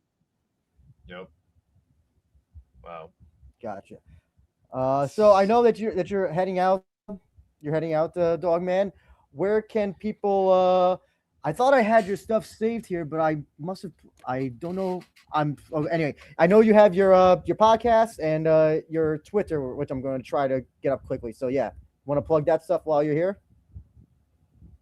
Yeah, sure. I'll eventually make a podcast episode again, but I just want to say, instead of saying that stuff, that I really like this guy Takashi, and that he's saying some very, very true things about Genki Sudo, who, in the international arena is going to give you this peace and love, we are all one stuff. But not very long ago, he was on his Alex Jones shit. Like, as soon as he's doing this because he had to get a real job because he couldn't get elected. As soon as there's an opportunity for him to say, it's time to genocide all Korean people, or Chinese people are a stain on the earth, and hope this gets him elected, he will do so. So listen to this guy. He seems cool. No, Tisan. You're that guy, not Genki Sudo. Oh yeah, no. So no, Tisan. Sorry, go ahead. So, go ahead. Who's about to talk? Yeah, I was just gonna say I tried to ask Dogman when I messaged him. Which, by the way, shout out to you, super polite guy. I was just like, dude, I want to know stuff about JKICK, and he hit me right back. I was like, will you make any content? He's like, nah. So, Dogman, if you did a podcast again, I would listen to it every episode, my friend. I think there is a market for it, and would love to see. Yeah, Chris, podcast. I know you have a family and stuff, and I think it's great that we get to talk to you today. So, thank you so much. No, I feel like I should be on an FBI watch list. I'm definitely not rich enough to own an island, but I should not be talking to people this young. So yeah, I put up your stuff right there, Dogman. Your the handle is Apparatus Flatus, and podcast about kickboxing this year, back from the dead, hopefully. Yeah, I probably cannibalized everything I wanted to say, but I will be talking to, hopefully, you guys know Babalu? Babalu Jack. Good man.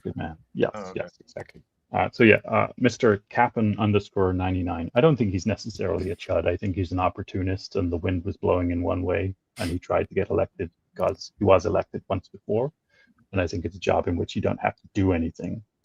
And now he's a producer, so good luck continuing to not do anything. We are not one. Cool. But Dogman, I appreciate you joining. We're gonna talk MMA now, which you probably want nothing to do with. So you can Correct. You can go ahead and go to sleep. And appreciate it, man. I really appreciate it. Hopefully, we can definitely do another kick thing in the future. Yeah, thanks. It was fun. Appreciate it. Thank you so much, sir. Good stuff. We'll see you later, man. Lovely. Oh man. So I was originally pegging only 1 hour to be talked about kickboxing, and that may have that was much more than I thought. I enjoyed it a lot. We've overrun there. Yeah. So that's the thing. I did a I did a state of kickboxing podcast one time with Phil from CST, and it was after Glory 100, and I was like, unfortunately, like there's only so much you could talk about when it comes to kickboxing, and I was like, I guess I'll see you again when there's something to talk about, because it doesn't come up all the time. I mean, also the business itself, I mean, that's what also makes it interesting is just the seclusion and how isolated it is, because there's, I mean, also there's no kickboxing here to really talk about, and I guess Glory by kind of, but like even Glory, the only time I hear about Glory is when something screwy happens, which is what happened yesterday. So always, right. That's the only time I have any interest in seeing let me see what happened. But I guess there's nothing to watch yesterday because no fight happened. They just had to give Cena was the draw, man. Yeah. or riots or Cena doing whatever. But yeah, no, I just think the business in the whatever's happening in K1 Rise is just so much, and just JMMA combat sports in general is just so much more interesting to talk about. There's definitely more layers to it, I feel, because it's a bigger scene, and there's obviously UFC in the West. Whereas, is there a UFC type kickboxing promotion in the West? I don't think there is, like on the scale of UFC. If you know what I mean. And a big issue is that they have like these $20 pay-per-views, and they'll have 20 fights on the card, and it's like, who knows who any of these people are? Nobody. It's daunting. Actually, what's funny is Infusion. Something I've been wanting to watch recently, and so I was like, I wonder what they've been up to on their YouTube channel. I think for the last couple weeks they've been reposting Andrew Tate fights. That's the biggest news in American kickboxing. You know, the fact is that those Andrew Tate videos are probably getting or bringing in the most monetization, right? So it's Jacob Ayers deep kick isn't available, but that's what makes it so interesting. That's why the world will be over. There'll be 3 things that survive the end of the world. It'll be cockroaches, Twinkies, and deep kick. They will be. Those are the only 2 things that will be still operating or around. This is the new meme that I just found out about that I love. Deep kick is whatever you want it to be. Do you know how to get combat casual? Do you know the story of how you have to get like deep kick tickets? No. Do you know you have to call. This is what Babalu Jack told me. You have to call, like, the deep kick, like the deep or whatever office, and you have to order tickets by phone. Apparently, they don't sell them at the box office until the day of. Jesus. You can't get them on the internet. You have to call to order them, and of course, they speak Japanese. Do they tie your tickets to a pigeon? And they placed it at a secluded drop-off that way. Good question. I wouldn't be surprised if they didn't. Sounds like a Yakuza front, Jacob Ayers. Well, listen, I think they only operate in Osaka, so take that for what it's worth. Oh. Anyway, shit. follow Dogman at Apparatus Flatus, and check out Podcast About Kickboxing when that happens. When it. I'm still listening. I'll be right back. Yeah, sure. So now we'll get into JMMA talk. Very happy to get into it. And so Sam, I want to start with you since you barely said anything before. With Kyoma Akimoto, you wrote a very very great article on him for your Substack. Thank you very much. And let's talk about the future. Or we'll start with Rizin. Where do you think Akimoto is going to be in the future when it comes to Rizin's next few years? Well, in the next few years, I feel like a lot of it's riding on the outcome of the Patchy Mix fight taking place in March. So if Patchy Mix wins, if Akimoto wins that fight, I think the next 3 years for Rizin especially will it'll have him at the top of it, because Mikuru only has maybe a few years left in the sport. They're going to need a new guy to take that kind of, or fill that void more so when Mikuru leaves the sport. I think Akimoto has to be that guy. I don't see anyone else remotely close to Mikuru in the sport right now. Maybe they could come in the future, but I think right now Akimoto is our best bet. Any thoughts, Izzy? No, I think it's bang on. Like the only thing is I don't even know if Mikuru has a few years left in the sport with how fucking bad he got done by Shadulaev. Like that, you know, I know he's not super old, but the amount of damage he's taken over the years, it's a lot.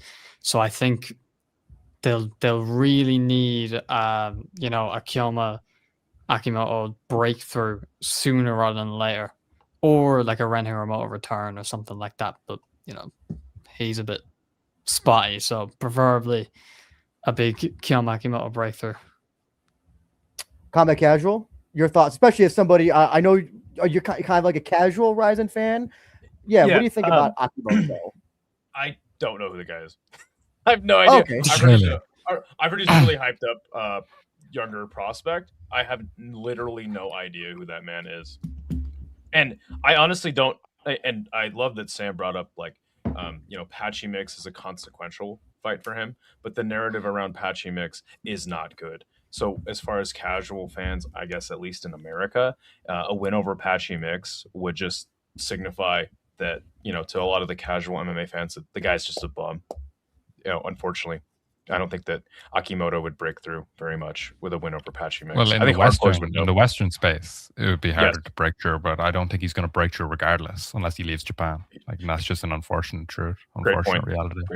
It's more so in the national space and in the space of Japanese martial arts. That win, especially in the eyes of Japanese fans, will validate him as legit, as like someone who carries elite level skill. Mm-hmm. So I think, which I believe Patchy Mix definitely is, you know, but a lot of people that I talk to, they don't. So Patchy Mix is kind of a mixed bag. Well, no pun intended. His grappling, I still I'd label it as elite. His striking is not at the level whatsoever. I think if this fight is contested on the feet, like I'd honestly predict an Akimoto like 30-second knockout. As long as this fight is standing. So it looks like, especially with this Rizin 52 card, they're going to be leaning heavily into foreigner versus Japanese guys. And I know we talked a little bit about before, that's kind of like a staple of kickboxing. But for Rizin, they were doing that at first. They weren't doing it at first. Then they kind of were going that way. Then pandemic obviously happened, and then it seems like this year they're kind of going back to that whole nationalistic. I have no idea if it's connected to how the country is being run now at this point. But yeah, what do you think about them leaning into that, Sam? That they're seemingly going that kind of like that Japan versus the world route. I think it means a lot more to the Japanese fans, because Japanese view the foreign fighters as typically very strong, right? And especially if they're coming from these promotions such as Bellator, PFL, UFC, right? That means the world to these Japanese fans. So when you pit the Japanese fighter against the foreign fighter, if the Japanese fighter can come out on top and have success, like that does the world of good for their reputation within the fan base, I feel. As for the foreigner, I don't think the foreign fighters do much for Rizin. Domestically, like pay-per-views, attendance. I think it's still all very focused on the Japanese side. So like foreigners coming in and clearing out Rizin divisions isn't very healthy, I don't think. They do the world of level for the skill level. I think they do the world of good, but I think it's unhealthy to book mismatches between Japanese fighters and foreign fighters, and then just have the foreign fighter win and kind of go back to doing what he's doing in the West. I think that's irresponsible. Thoughts on that, Izzy? Yeah, I think it ties in again to what Dogman was saying earlier. I think this transcends. This is kind of applicable across all combat sports, that it is a increasingly right wing space. You got a lot of nationalistic fans, fighters, promoters, and all this. Like you had the Korea card Rizin did last year when you had Japanese fighters versus Korean fighters. No historical meaning to that at all. But it's kind of like it's what Rizin set out to do in the first place when they were first formed. It was to promote Japanese martial arts, and having Japanese fighters on a on a huge stage in front of a big crowd beat a high level foreign fighter who's rated highly in the West, like say Patchy Mix. If Akimoto goes out and beats him, it's exactly what Rizin aim for. It's exactly what they want to promote Japanese martial arts, and it will make them, slightly more legit in the Western world, and way more, legit and like domestically. Just their fans will just be happy. The Japanese fans will be happy out that a Japanese fighter is on top. So Combat Casual, I don't know if you had people viewers of yours like message you like, oh, this about this Kiyoma Akimoto guy. Did that happen at all by any chance? Or it's really the only person that I hear about Akimoto was Isha telling me about it, who I should have again is the guy that had got me into JMMA. And we do have a crossover audience because he's a way bigger channel than mine, and he's just a great friend, and he for some reason promotes my channel. So that would be the only thing that I would hear. But I do hear really good things about him, and you guys are talking about him. So what's his record? Oh, I just had it up. One loss, but I'm forgetting. 11-1. 11-1. Okay. It was it was Matoya the loss, wasn't it? Yeah. Okay. Last year. Yeah. Who ironically Patchy Mix also beat. So I don't know if you're an MMA math person, Right. Yeah. MMA math is a bit hit or miss, I feel. Yeah. It doesn't add up. Never adds up. So actually, someone whoever was who brought up Mikuru, that's one of the things I want to ask. Me. That I predict this will be the last year for him. I could be wrong with that, but I just don't know what else he's going to do as a, what do you, Sam, what do you think Rizin without Mikuru could possibly be or look like? I think initially in the first few, like maybe the immediate year after will look a bit different for sure. I think their pay-per-view model will shift, and I feel like they won't be able to draw this. I don't think they'll be able to draw a full house for these kind of shows like consistently, because when Rizin looked to sell out a show like Saitama Super Arena, or even getting close to the capacity of the Tokyo Dome, it has to be Mikuru, because there's nobody else remotely close to matching that level of superstardom within the promotion. So I feel like they're going to have to look to develop new stars and then utilize the current roster they have and kind of push these guys up more. Because right now it feels like Mikuru is the lonesome, like, main star, right? I think you got to have a selection. You got to have Hiramoto and guys that still draw tickets like Yaman in that featherweight division. So you just got to lean on those guys, I feel, the immediate aftermath of Mikuru exiting the sport. What do you think about that, Izzy? Yeah, I mean, I think Sam's spot on. Like, this isn't my ballpark as much as kickboxing would be, but I think Sam's spot on that. They need a wider range of options. You know, you can't bank on the same guy over and over again. What if he gets injured? Et cetera. Like like it looked like they were really trying to bank on Ren Hiromoto after he knocked out Mikuru, and he's just fucking disappeared since, right? Injuries after injuries and whatever else. So he's easy to find. Just go to your local Travis Scott concert, and he's usually there. Yeah, he's down on the mosh pit, like He's injured on Monday, and then he's injured on Monday, and then he's at a Travis Scott concert on a Saturday. Hiromoto's too hit or miss. I don't think Rizin will ever be able to bank on him as a leading star for the promotion. He's not reliable. Controversial. And it's funny because I think that the best way, because the way I really felt Mikuru's star power was that match against Chihiro Suzuki, where every time he would take down Chihiro, the crowd would go absolutely fucking nuts. And I was like, what of a takedown? I think that their best bet with him is to just transfer the star power over, just have more dudes beat him. Unfortunately, and I think it really it enforces the importance of Akimoto against Mix here, right? Because I don't like Andrew, you said Mikuru, this might be Mikuru's last year. I feel like maybe next year might be Mikuru's last year, because I don't know if he'll come back this year. You know, he might take the year off, the amount of damage he took. Well, he's also he had to get that plate surgery on his eye. So he had a bloodshot eye last time I saw him. If he's fighting, it's not until New Year's Eve.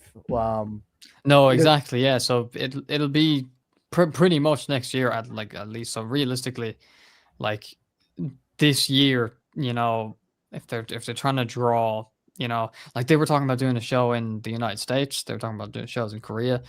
You need some, you know, if you're breaking into these new markets, you need someone to sell that. And if Mikuru's not going to be around, I'll tell you what. I feel like they're really banking on Akimoto here against Pachi Mix. Bara. So two things about that. One, Bara, he didn't say United States. He said North America. So right, yeah, that could be Guam, Hawaii most likely, but But even still, that's Hawaii would be amazing. Bellator used to do shows in Hawaii, and they were lit. And I think that Rizin would benefit from doing a show in Hawaii. Hawaii's got a good fight culture, like so. And that's a market that the UFC refuses to touch as well. The other thing also that Bara, he'll say things just because he knows that'll be the headline.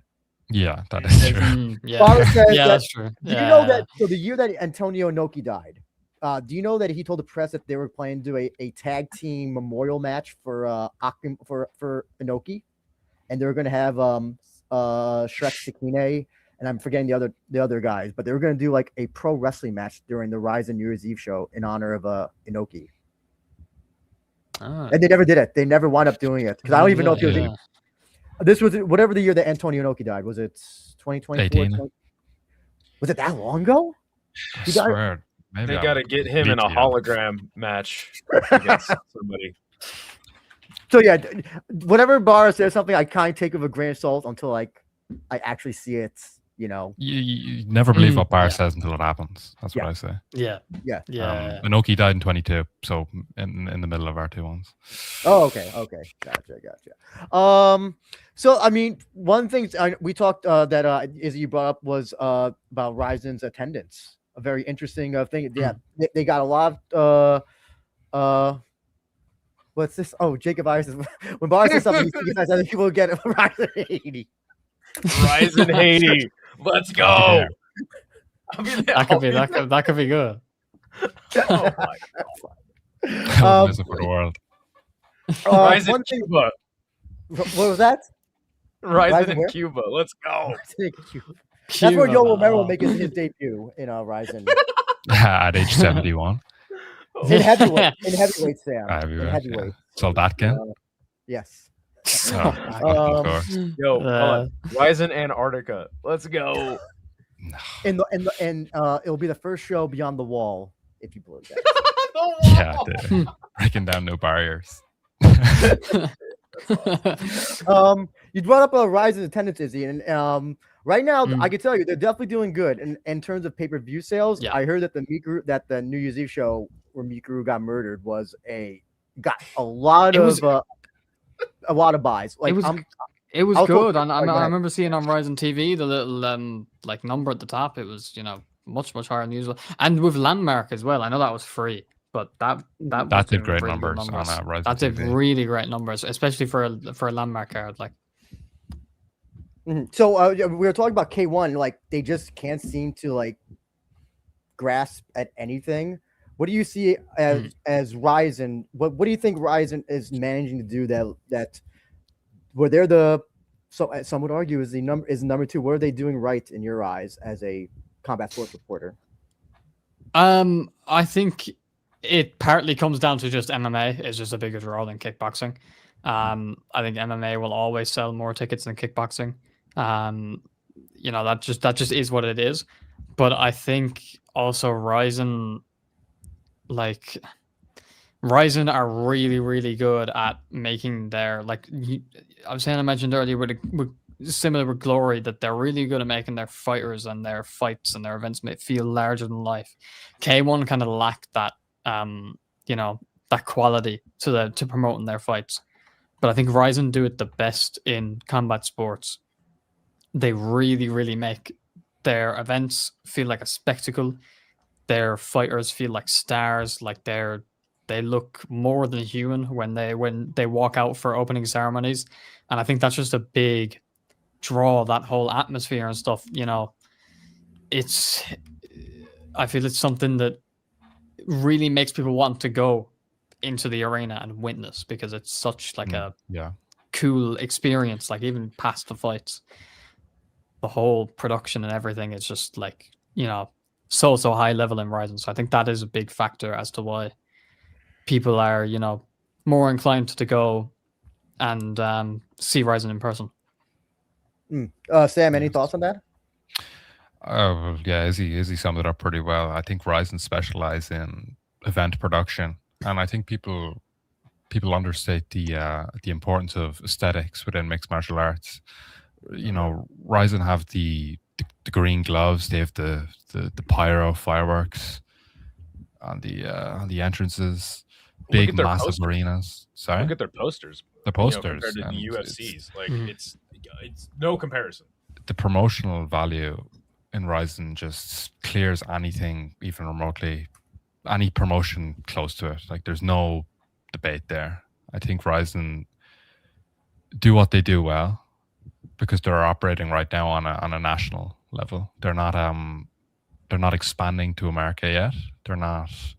They are going to, they've went to Azerbaijan in the past, and they've went to Korea, but these aren't.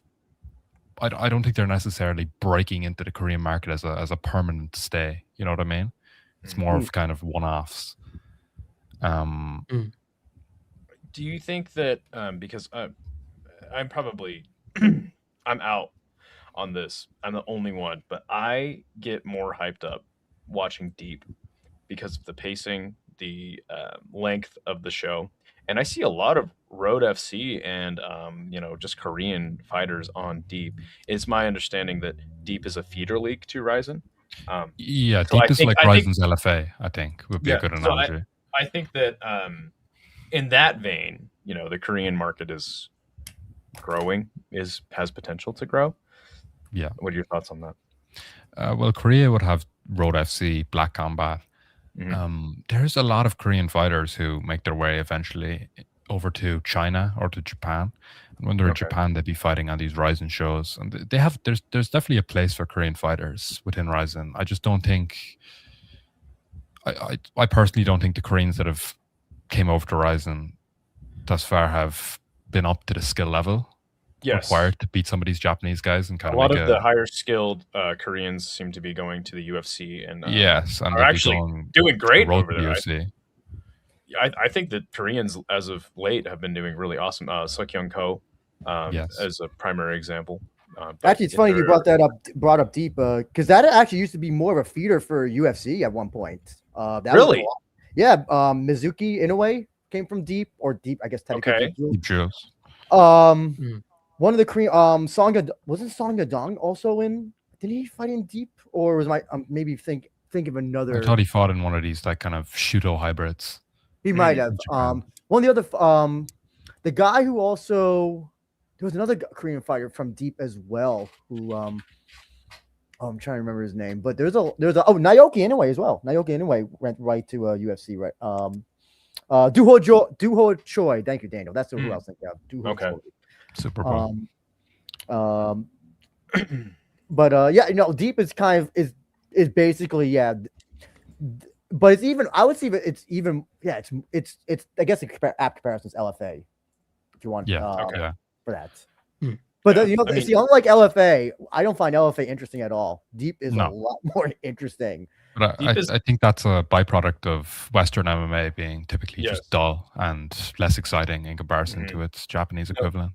Deep is probably top 3 things I get most hype to watch. Get a Deep subscription if you don't have one. It's fantastic. And who cannot get excited for Ryo Sakai versus Kaiju Killer? No. I don't know who any of these people are fighting on these Deep cards, and it's something I'm learning more and more. But Deep and Deep Jewels, I tell everybody, I'm like, dude, you want to crap on women's MMA?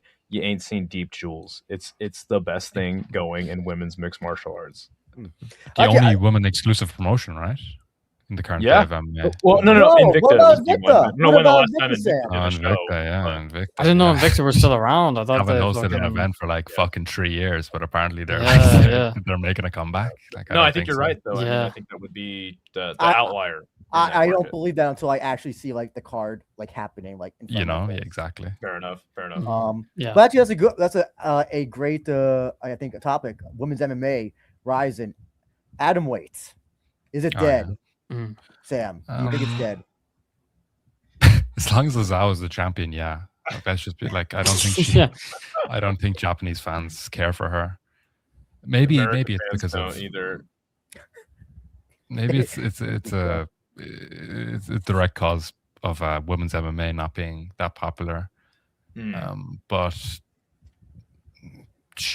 she's so far above the entire division that it just makes all her title fights not compelling whatsoever, right?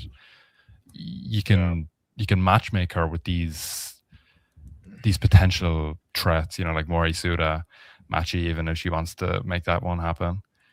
But like I think she's so far above that it's like, why do it? Just send her to the UFC, send her abroad.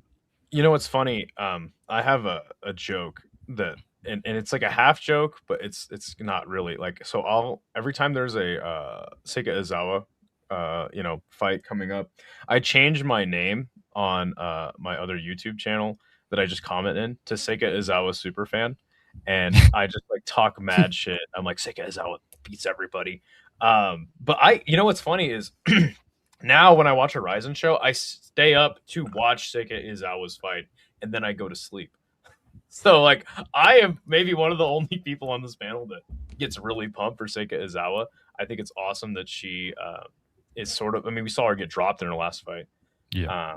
But yeah, I think you're absolutely right. It's like the market for the atomweight division in Rizin, as long as Seika Izawa is champion, will be super uninteresting because she's so dominant.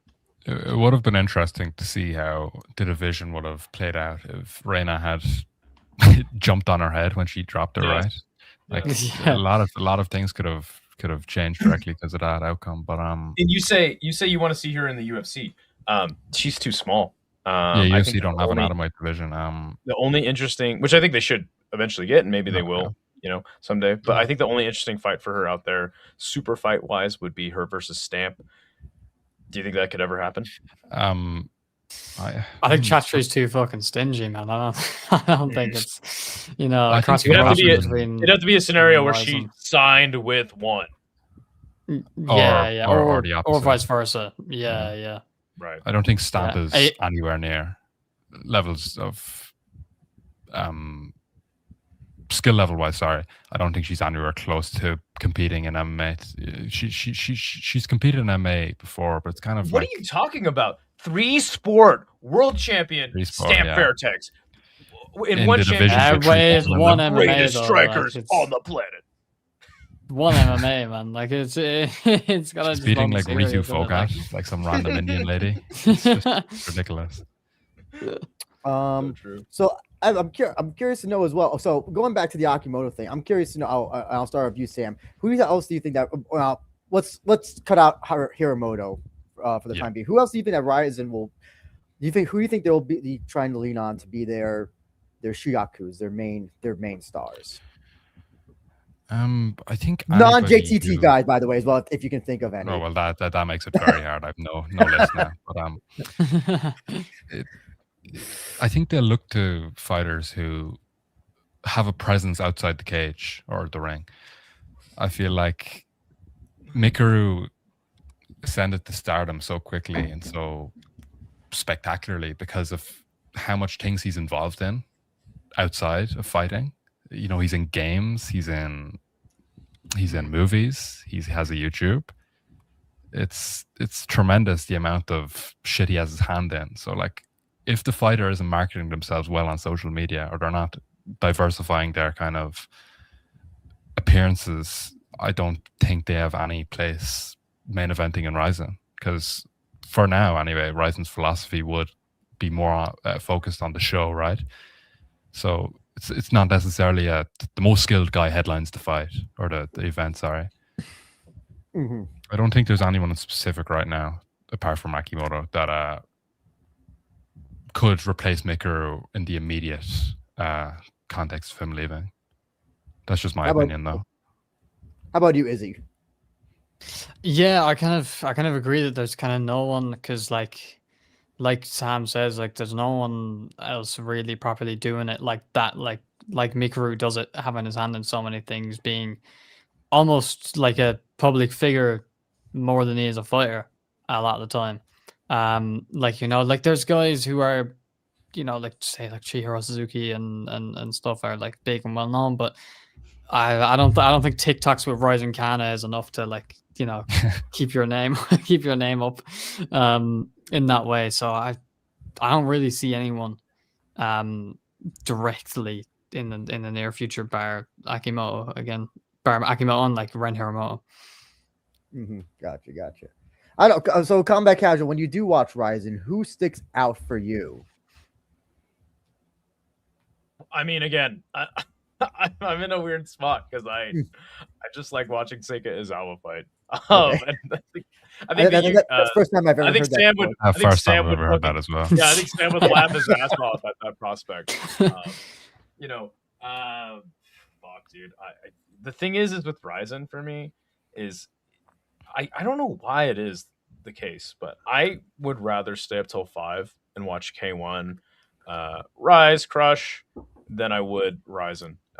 You know, it's just the fights are amazing. Don't get me wrong, the entertainment value is there, but it's just like I don't feel like preference. Like, yeah, that and honestly, like I don't feel like with the presentation, I don't feel like the fights are as consequential. You know, like when I see a Rizin title fight, I don't feel like it's for very high stakes. What do you think when you see a Rizin non-title fight? Is that just like, what the fuck? Why would you do that? I mean, you're telling me they do super fights as well? No, they don't call them super fights. They just do non-title fights with their champions. I don't know how to really. I don't know. Yeah. I don't know how to explain it. Last man standing belt or whatever the fuck it was. Yeah. Versus Ryan. It's, you know, and that's funny because their title fights are not 5 rounds, correct? No, 3 minutes, 15 minutes. So as soon as they tried to do it with the last man standing belt, ends in the first round. It's like, oh my god. Yeah. I think that Rizin is like when that BKFC thing happened. I thought that was super interesting. What's that guy's name that? Shinatsuka. Yes, that guy is really fun to watch. I also love the mystery fighter thing, and when the mystery fighter came out, it was a guy who nobody knew anyway. I think they should continue to do that gimmick. I quite enjoyed that. Yeah. The only thing I really want to talk about, guys, is, and I was told Aniki was going to be on this panel, and I think Sam is a great substitute for Aniki. He made a video about the viability of Rizin, and he compared it to something like a KSW or Octagon. And he said, you know, hey, Rizin's continuing to grow in profitability. Would you second that, Sam? I agree with the overall premise of the take, but I'd argue that it presents itself differently as to like a KSW or an Octagon, because KSW and an Octagon visually, right, they look very similar to the UFC and they operate almost closely to how the UFC operates. Rizin, it's completely different. The landscape of their promotion is different.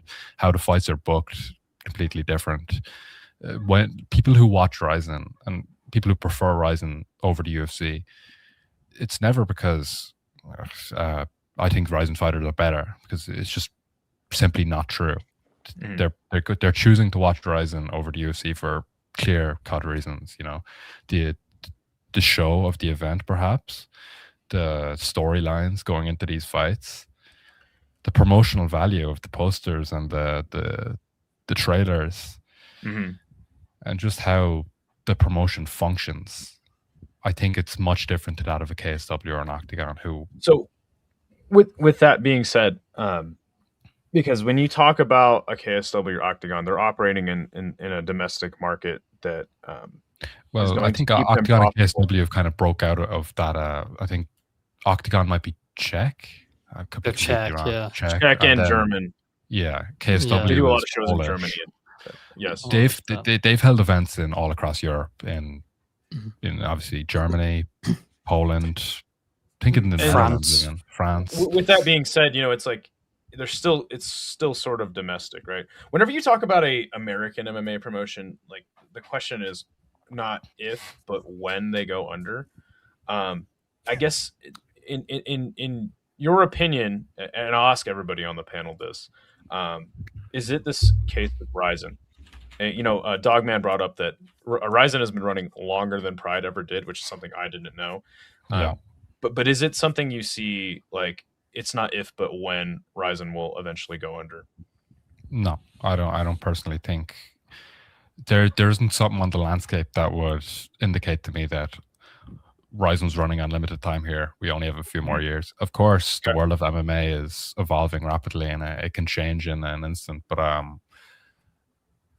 as of right now, like with Rizin's current way they conduct business and they go about themselves as a promotion, I think they have a lot more years in them, because you have to take into consideration that Pride had their hands in so much other things. Pride were co-promoting with K1 at a point. Pride were eventually looking to expand internationally, and they held 2 US events. It took 6 years, if I'm not mistaken, for Pride to eventually make that transition over to America. 2007, I believe. That could have been 2007, could have been 2006. But they only had 2 events essentially before they went under. And people who, I was not alive by the time Pride had their last event, but people who were around at that time have kind of told me that the indication that the Pride could potentially go under were there for years and years before it actually went under. You know, being reckless with the fighter pay, being reckless with kind of public Yakuza ties, and kind of just operating as in now, not in the future promotion. There's probably a better analogy there, but they're more focused on their next event rather than 3 years down the line. Can we still do this? Is there still going to be a Pride? For Rizin, I think they're more planned out, and they meticulously plan each event and kind of like a roadmap, which I just haven't seen a Japanese promotion do before, which is why they're so prone to going under. You know, after Pride, it was Dream, Sengoku. Deep are still around, but they were never operating on a large scale operation like Dream and Sengoku. Or Dream Sengoku only lasted a few years, 4 years, 5 years maybe, from 2009 to like 2012. It's interesting you bring that up, Combat, because the Rizin almost could have died the same way that Pride did. So Pride, you know, Yakuza ties come out, whatever, they lose their TV deal. They're now live event only. But when that happened to Rizin, there was other sources of revenue that they could get, like internet pay-per-view and all that. So there wasn't just, they weren't married to just like, oh, we lose our TV deal. Now nobody can see us that can't come to our shows or whatever. So now we're kind of also doing the US shows was really a dumb thing to do. That really was like, I don't know Yeah. the story behind that. But I think Sam said it best that they actually are operating with a plan and like they're not jumping 10 steps forward, like Pride tried to do. And I think that's what Rizin has done success. And I've talked to Shingo, and he's told me that like they're looking to not make the same mistakes that Pride made. Yeah, which is a lot of that stuff. Which I guess leads me into like, and I'll ask Izzy because we haven't heard from him on this topic. What do you think is the ceiling for Rizin as far as money, viability, exposure? I think it's a good bit higher than it is now.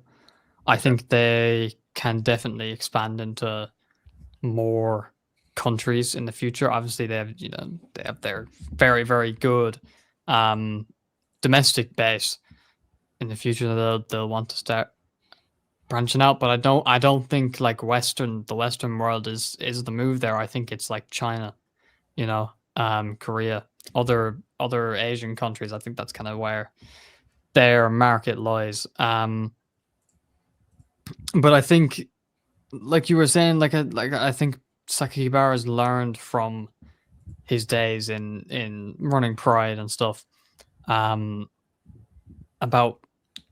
just keeping the promotion alive, and I think he's done a really good job, better than any other Japanese promoter ever, with Rizin, with keeping it afloat, and they're not in like I don't see them in any sort of trouble at all. Like I think they're absolutely perfectly fine for the foreseeable future.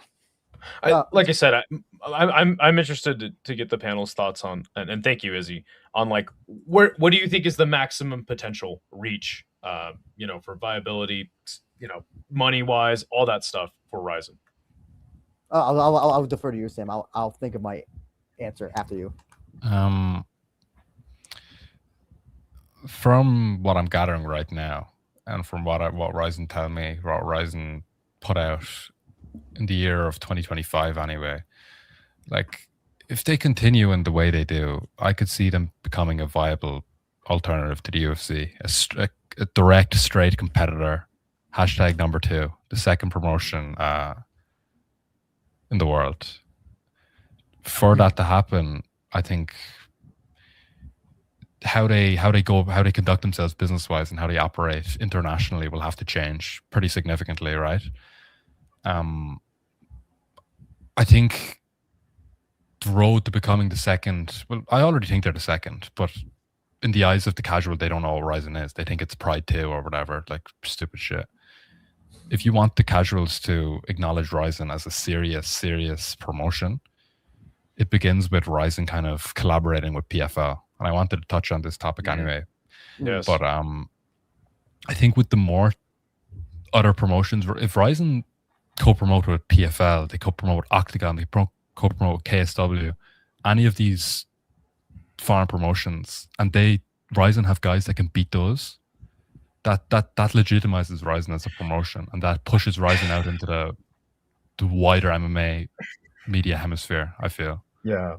And I you know what, I I think that Izzy made a great point. It's like you got to expand into the other Asian markets, which I guess from your guys' perspective, because I do like One Championship a lot. I don't, it's like everyone's always writing their death note, like, but I think that One did a great job of that. Their business has since contracted. They're hundreds of millions of dollars in debt. I think that is the play. As far as the co-promotion goes, I unfortunately, after seeing Bellator versus Rizin shows, what was it, 2 years in a row, I don't have high hopes for Rizin fighters being able to beat PFL fighters in a co-promotion. I think you'd have to plan it out properly. I think if you're throwing like an average Japanese Rizin guy who might be over with the audience and the fans might clamor in to see this guy, if he isn't on the skill level of a PFL fighter coming over, then just don't make the fight. Like we've already seen this happen with Rizin versus Bellator. You know, I think it was Koji Takeda fought Gaji Rajbanov. It was just like probably the biggest mismatch I've ever seen in an MMA fight ever. So like just avoid that. Like make the fights that make sense. And I think honestly, Rizin's roster can compete with PFL with the right matchups. So I think but you know, it's funny because you bring that up, Combat Casual, and Rizin lost every match, but yet there was no like negative blowback like Rizin domestically. It's not like, oh, we saw our guys lose. Fuck this promotion. In a way, there's a losing doesn't have the same effect as it does here. Where like one guy loses, Patchy Mix loses 2 fights in a row, and like suddenly he's a bum. You know, that's not how it's done. I think the Japanese fans view it different. I remember like Rampage Jackson talking about on his podcast that if you show, you know, your heart, doesn't matter if you win or lose in a Japanese promotion. That's why I remember when Hideo Tokoro won his fight, and I was like, who is this guy? And he's like, what is he, like 25 and 20 or something like that? And Hideo Tokoro won his retirement fight, and I remember like a bunch of people were like, oh my god, I'm so happy right now, and I'm like sitting here like, what? You know what I'm saying? But it's funny you bring up that the Tokoro, because that actually I think negatively affects like the fighters when they lose to like a guy like a Tokoro, because Tokoro did that to Hiroya. I think that's the fight you're referring to, and then in his debut, Shinobu Ota, who had all this hype because he was Olympic whatever medalist. Silver medalist. And then he gets tapped out, I think first or second round by an armbar, like day one white belt armbar that you learn in jiu-jitsu. So that has more of an effect negatively than like losing to a foreign fighter. There's always the excuse of I don't want to say excuse, but it's kind of, it doesn't have the same negative ripple effects like that. It's like, I think Izzy, you said it, that Rampage said it, like if you show the fighting spirit, kind of don't lose, like if you kind of fight with your hearts, I guess that's the way to win, or that's the way to that's what the Japanese fans look for in fighters more than, you know, straight results. About this, sorry, Sam, go ahead. I'm just gonna say it shows that Micker is the fucking #1 star, right? The guy has lost to almost everybody in the promotion. Japanese fans don't care because they're so drawn to him. They want this guy to win. They clamor behind them. He brings those fans on his back into every fight. That's why they love him, and that's why he's such a star. But I don't think. I'm so sorry, Sam. Go ahead. No, I'm just gonna finish it with I don't think that I don't think that losses directly influence a fighter's reputation within the country. That's why even the Rizin fans are so happy about Patchy Mix coming over, because he's this established Western guy who's won gold in other promotions. The 2 losses he's on a skid like aren't even talked about. Like it's such inconsequential losses in the eyes of the Japanese viewer. Which is just interesting to look at. It's funny because when people ask me like, oh, what do you think about Patchy Mix going over to Rizin? I'm like, it's awesome. Like, here's a guy who fought in Bellator, PFL. People were like, oh, like, should the UFC have cut him? I don't think they should have him. And these are the same people that called the guy a bum. So I'm like, no, I think it's awesome that now, you know, you have a guy who had, you know, fought really good guys in the UFC, has wins in PFL, was the Bellator champion, now going over to Rizin. I think it's really, really cool. But, you know, and it sounds like you guys are pretty hyped for him to fight a young prospect as well. Yeah. So I actually want to go back to that one point just about the ceiling for Rizin. That's where where Mikuru decides to retire, no longer fight. And I'm curious to know if that means his fans come with him and they don't like, because he's not in Rizin anymore. Do they just like, okay, we have no more interest in this. We're going to, you know, go to wherever he goes next. So that to me will tell me the ceiling. If they can still get comparable numbers with anybody but him, not counting Kai if he comes back at the end of this year, which will happen. So yeah, if they can do that, that to me tells me, okay, the ceiling is a lot higher than I originally than how Okay. I'm. Okay, how I that thought. makes a lot of sense actually. And I think even after retiring, Mikuru will probably always be involved in Rizin in some way or another. You know, so many JTT fighters I'm with Rizin. Kai might have some more fights with Rizin. Akimoto is gonna have fucking loads more fights with Rizin.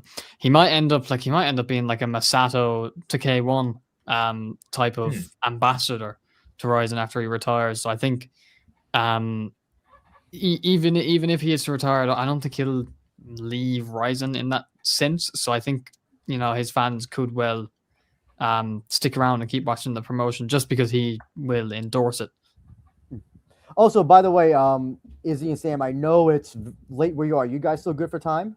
Yeah, no, we're fine. I'm fine. Yeah, we're fine. Okay, yeah. good. Good. I don't want to keep you guys too late. Well, okay, Jay, let's talk about. Sorry. I Yeah, just go want to ahead. mention that you know, I really appreciate being on the panel. Those are really only things that I think I could talk about. You know, as far as JMMA goes, I'm just a guy that watches deep and enjoys a Sega Izawa fighter too. So I'm gonna go ahead and cut out. But it was super great talking to you, Sam, and super great talking to you, Izzy. And Andrew, I've watched your content for a while, and you know Isha very well. So I really appreciate the substitution, getting me in here instead of Isha. So I'm gonna go ahead and cut out. But you guys, I appreciate it. talking. Thank you. And y'all have a good night. All right. Appreciate you, man. Yep. We'll see you later. All right. Peace. So you guys still good to talk for like a good half hour or so? Just wanna make Yeah, sure. that's fine. Yeah. Okay, good. Perfect. Okay, Jay Wolf won't stop talking about it, but okay, do you think that the PFL Rizin thing will happen this year, guys? In some capacity, yes, but I don't think it's going to be more than like Rising sending over Takeshi Izumi to PFL, or To beat PFL. Usman, to be the guy who. Yeah, Alfie Davis coming over to Rizin and like fucking fighting Satoshi or something. Maybe I think that might happen, but I don't think. So maybe if Alfie Davis like smashes Satoshi, maybe that will kill the promotion. I don't know. Maybe that that's when I'll stop being a fan. Yeah. As for PFL collaboration goes, I don't think 2026 will be the year that holds like a PFL versus Rizin mega New Year's Eve event at all. No. No, I agree. I think it'd just be a couple like crossover fights. You know, that'd be the job. The fighter landing. Game. Yeah, exactly. But yeah, I don't think there'll be like a big versus event between the two. This was brought up before, and I don't want to scroll up to but someone had a question about what happens when Barra leaves, though. What does could that be? And I know Aniki, when I talked with Niki, he said that might have more of a negative effect on the promotion because it's kind of like the guy who takes over for a guy who's kind of just been synonymous with MMA for the last 25 years. What do you think about that, Sam? When Barra leaves, what could that be? The ceiling potentially. When Barra leaves, well, I think it's going to be like it's going to be more like received maybe negatively, like, oh, if Barra isn't here, I'm not watching. Barra was always going to be, but like I think there's always guys waiting to become Sakaki Barra. We have to remember, like, before Saki Kubara got his break, he was playing second fiddle to the Pride CEO, right? I can't remember his name for the life of me. But after he passed away mysteriously, Saki Kubara gained the helm, right? And he became so iconic within the MMA space. So if he leaves MMA and he leaves Rizin, I don't necessarily think it's going to be have that much of an adverse effect on Rizin. I think there's always going to be a guy waiting to come in. You know, Shingo Kashiwagi, right? Matchmaker right now. The guy is in my opinion, clearly capable of running Rizin on his own eventually. So, like, I think there's these guys that are waiting to come in for Sakaki Barra. Any thoughts on that, Izzy? Yeah, I suppose I'm not like, too privy to who's running the show and stuff in MMA. That's not really my ballpark, but I think someone like Shingo would be a good fit. I don't know how old Barra is, like how long 50 he'll have left. 50 something, so he's probably got a good at least 10 years left. So, Oh, he's 62. they'll have to. Oh my god. 62. I thought he was Oh, wow. younger. I don't know why. I thought he was in his 50s. He looks 23. He looks younger. Yeah. But even still, I'd say they have time to kind of build someone up as whether it be Shingo or someone else. I'm not sure, but let's say it's Shingo. They have time before Barra retires to build up Shingo to be in the right place to take over from Barra when he steps down. And I'm sure that's something they've probably thought about and they're probably preparing to do. But I think they'll have that covered. How funny would it be if you learned like 20 years later that Shingo was never actually the booker, that he never actually booked anything. It's kind of like a reverse UFC thing where like, reverse UFC thing. Yeah. Barra's been doing the whole shit. Yeah. Shingo is purely translating. Yeah. It was Hafid all along. It was actually Hafid all along. It was a fucking Hafid, yeah. I mean, give it to Hafid. Why doesn't Hafid run the promotion? That's something I'd like to see. Or get me over there, I'll fucking run it. It'll be Yaman fighting every fight. Wow, I'm not watching this promotion anymore. Yaman is in the main event every fight. fighting 1-0 kickboxers for Thailand in MMA matches. Yeah. Fighting that Ghazali guy. Yaman's fucking like 48 and you're just making him fight every month against some like Thai child. Like of course. 4-ounce gloves kickboxing. Like what do you think some big things what do you think what big things Rizin will do this year? I kind of did a little thing with this on the awards 2025 show. So I'm curious to hear from you, Sam. What do you think? What matches or I guess business moves do you see Rizin doing in the year of our Lord 2026? It's hard to think of things that Rizin haven't already done. So you're kind of repeating stuff that have been done in previous calendar years. Like I think Rizin will do another Dome show this year. And I think another title fight is coming, like a last man standing title fight. That's just a prediction I have. As for newfound things that Rizin like already haven't done, it's hard to think of it. So I don't know. I don't have really an answer for that one. Okay. How about you, Izzy? I think I think like Sam says, like a Dome show is very likely, especially. Well, they already have a Dome booked, right, for New Year's Eve in the Nagoya Dome. For Nagoya Dome, yeah. But even Dome show, Dome show technically, yeah. But even like specifically Tokyo Dome with Saitama Super Arena being out of action, like I think a Dome, whether it be Osaka or Tokyo Dome, a Dome show for like Super Rizin in the summer is very, very likely. I think one thing that they'll probably capitalize on this year is Korea. I think they'll definitely do at least one, maybe even two Korea shows, and like a proper one. Like the last one was kind of like it was in some weird like ballroom in some hotel with like a bunch of round tables and stuff. I think they'll do a proper show in Korea in an arena, because I think that's a market that's definitely worth tapping into for them. So that would be my one prediction. Mm-hmm. What do you think are some? So we talked about the ceiling, but I'm curious to hear what would you like to see Rizin not do to hopefully, that would cause that ceiling or go. What do you want them to not see them do, Sam?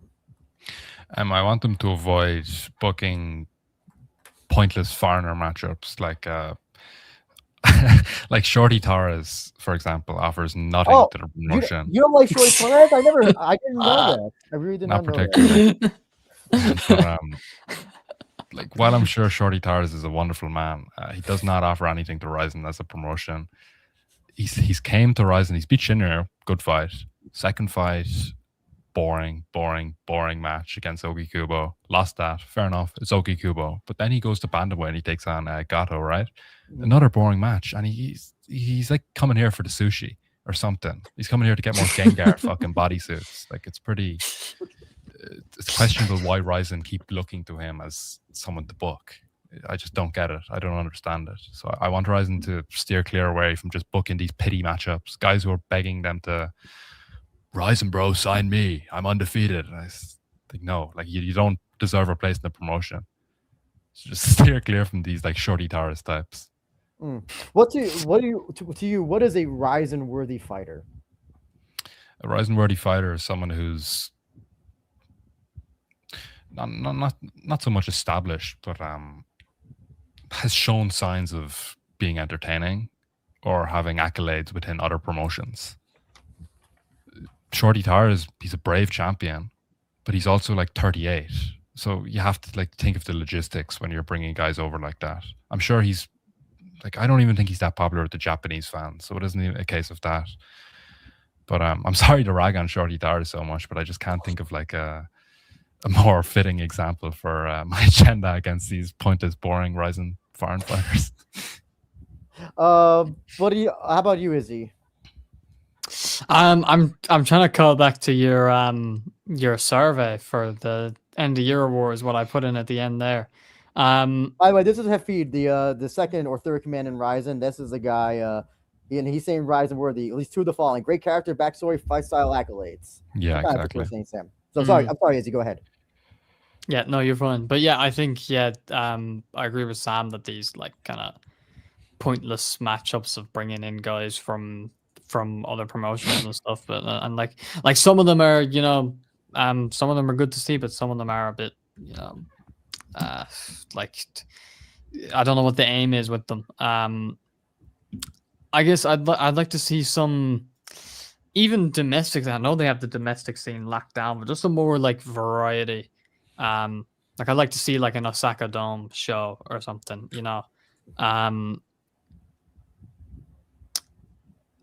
I'd like to see, I mean, just personal taste, I'd like to see a bit more kickboxing.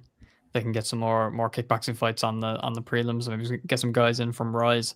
But yeah, just kind of great, even if it's not internationally, just kind of a greater deal on expansion and in general. And not that they need it domestically, but it'd be nice to see a bit of a change up in how it's kind of they have the same formula, same schedule every year. I like to see just something switched up a little, and an Osaka Dome show or something like that, or a landmark on maybe a little bigger arena or something like an Ariake Arena landmark or something along those lines. So yeah, it seems like less like kickboxers because the kickboxers are coming to MMA, so it's kind of, I know, the Tigers of the world.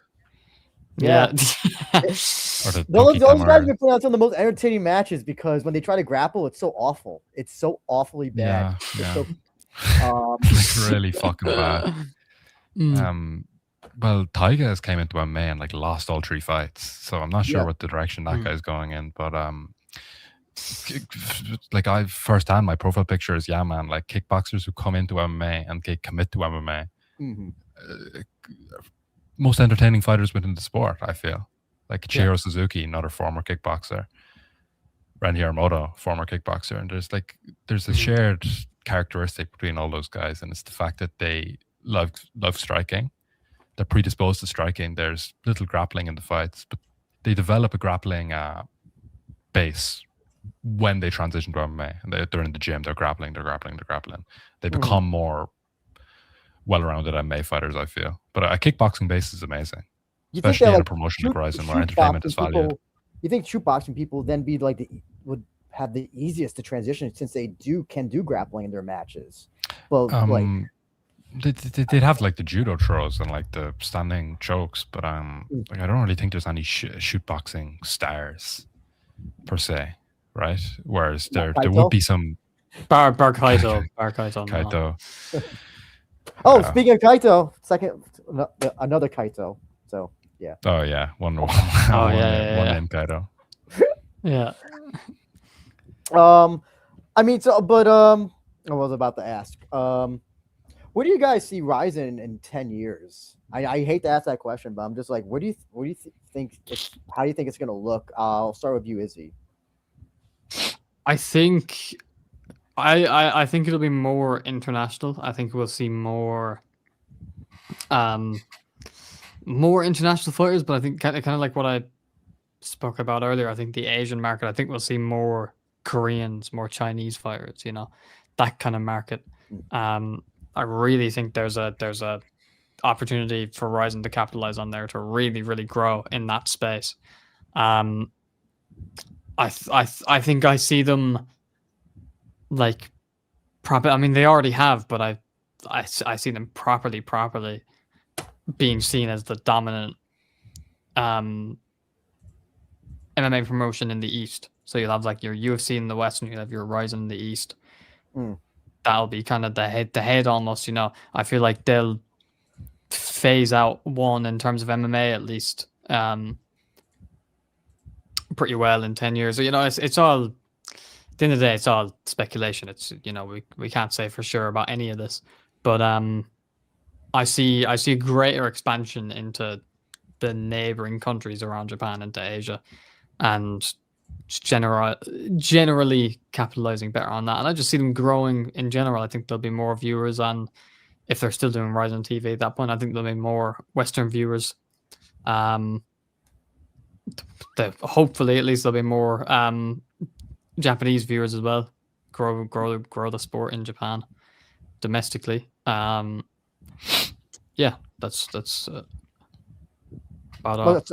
Actually, I apologize, Sam. I won't get that question too, but I also want to ask. So, there's Hafid's talking about the UFC and the global market opening up. Do you foresee that though? If Rizin does become like, if it becomes a very, or if UFC does a show in Japan, or Rizin really starts to go up and up, do you think that UFC could come that would kind of do what one does and just swoop down and just start signing all the MMA fighters away that are not named Mikuru and all that? I think it's possible, but I don't know if they'll do it. Like, I don't think I'll be honest, I don't think the UFC has the like savvy for that. Like well, Zafi's saying UFC Japan is likely, from what I hear. And he's in Japan, so he is he knows. He certainly knows. So I'm sorry, Izzy, go ahead. I think it's likely that the UFC will probably go to Japan, but I don't think they'll probably get a good foothold there. And I know there's a lot of, you know, especially hardcore Japanese fans that kind of prefer the UFC, but I still think like Japan's they've a long history of like isolationism. They're a very closed off country. They like their own shit, you know? So I think it's hard for a foreign promotion to go in and get a real proper foothold in the country. So I think Rizin will probably always be the dominant force there. Thoughts, Sam? At least for the foreseeable future, anyway. Thoughts, Sam? On what? On what? Oh, specific? sorry. Oh, so sorry. So like UFC running a show in Japan, and you know, if they're going to try to overtake or try to steal a lot of the talent from Rizin, I think it's very possible that a UFC Japan show could happen and probably will happen this year or maybe next year, but I don't foresee it making that much of a splash in the Japanese market, to be honest. Like, I don't think Japanese fans are going to go to that and think anymore of, oh, I went to a UFC event. Like, they're not going to follow up on their interest, I feel. And I don't think the UFC are necessarily going to ravage the promotion of Rizin for their roster or anything. I think the UFC want to put on a show that contains UFC fighters, right? And the UFC, the issue with the UFC, more so the issue UFC fans are beginning to take up with the promotion, is that a lot of it is really dull, right? And a lot of it's not focused on entertainment, which, in fairness, they're moving more towards kind of cutting these boring guys now. But a lot of people are converting to Rizin fans, and Rizin are signing a lot of these international guys that I'm in full support of, like the Nozimovs of the world, who before he was picked up by Rizin, who's an unknown Uzbek guy, right? Maybe four MMA fights. I think it was on the Landmark show in Azerbaijan that he was picked up on. So that's why it's so important when Rizin expand, especially in the Eastern market, that they're picking up these guys that are going to become Nozimovs, right? So if they're going to Korea, they need to be looking out in the Korean market. If they're going to possibly North America, you got to be looking out for the North American market. The more of these global signings that are made that make sense, is the stronger Rizin become as an alternative to the UFC and stronger Rizin becomes a promotion overall, because they're boasting these guys like that are world level, globally known, not globally, but like within the MMA hemisphere, like Shejalayev, right? Eventually he might go to the UFC, but he's known now as the guy in Rizin, and Rizin therefore gain more relevancy and more attention through notable global guys being in that promotion. So it's not just like a roster consisting of purely Japanese talent. Well, I guess one of the last topics I'll ask you guys, Izzy, what do you look forward to in just JMMA in general from all the stuff you cover? What is the things that you think you're most looking forward to the most in the future? Honestly, just like the same that I have been for the last few years. Big shows, Rizin are the absolute best at putting on a big spectacle. When Rizin put on events like that, it feels special. It's it's really, really something. So that feeling is something that no one else can replicate. No other promotion does the same way Rizin do. So that's for me personally what I always look for in a Japanese MMA event is that type of spectacle. So that'll always be what I'm kind of looking forward to most. Mm-hmm. How about you, Sam? What was the question? Oh, sorry. What is it that you look forward to with the future of just JMMA in general? Rizin, Deep, Shuto, Pancras? Well, Japanese MMA is a passion of mine, so almost everything that happens within that space is exciting to me. But I feel like when you look at the positives, you have to also look at the negatives, right? And you wouldn't be a true fan if you aren't calling out the negatives that Rizin might have. Heavyweights. Right? Like the heavyweights, stuff like that. But when you sweep the negativity like heavyweights to the side, there's so much to look forward to within the world of Japanese MMA. Possible expansion, more fights, just more guys coming in, growing up, like coming through these lesser promotions like Shudo, Deep, Pancras even, and then coming into the national stage, competing in Rizin, becoming accustomed to competing on the top, the global stage. That's kind of all I have to say on that. Okay, I'll leave it up to you guys. If you have any last, I guess, topic or comment or statement you want to make about Rizin or JMMA in general, Izzy, I'll start with you.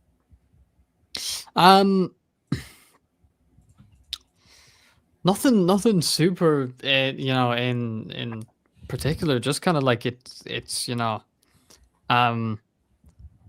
ballpark is kickboxing, and the way it, like seeing JMMA in such a good spot right now and on such a good trajectory, gives me hope for JKICK if they can follow that same model. Like I really think the two are like intertwined. I think as all combat sports are, I think they're all, one and the same really.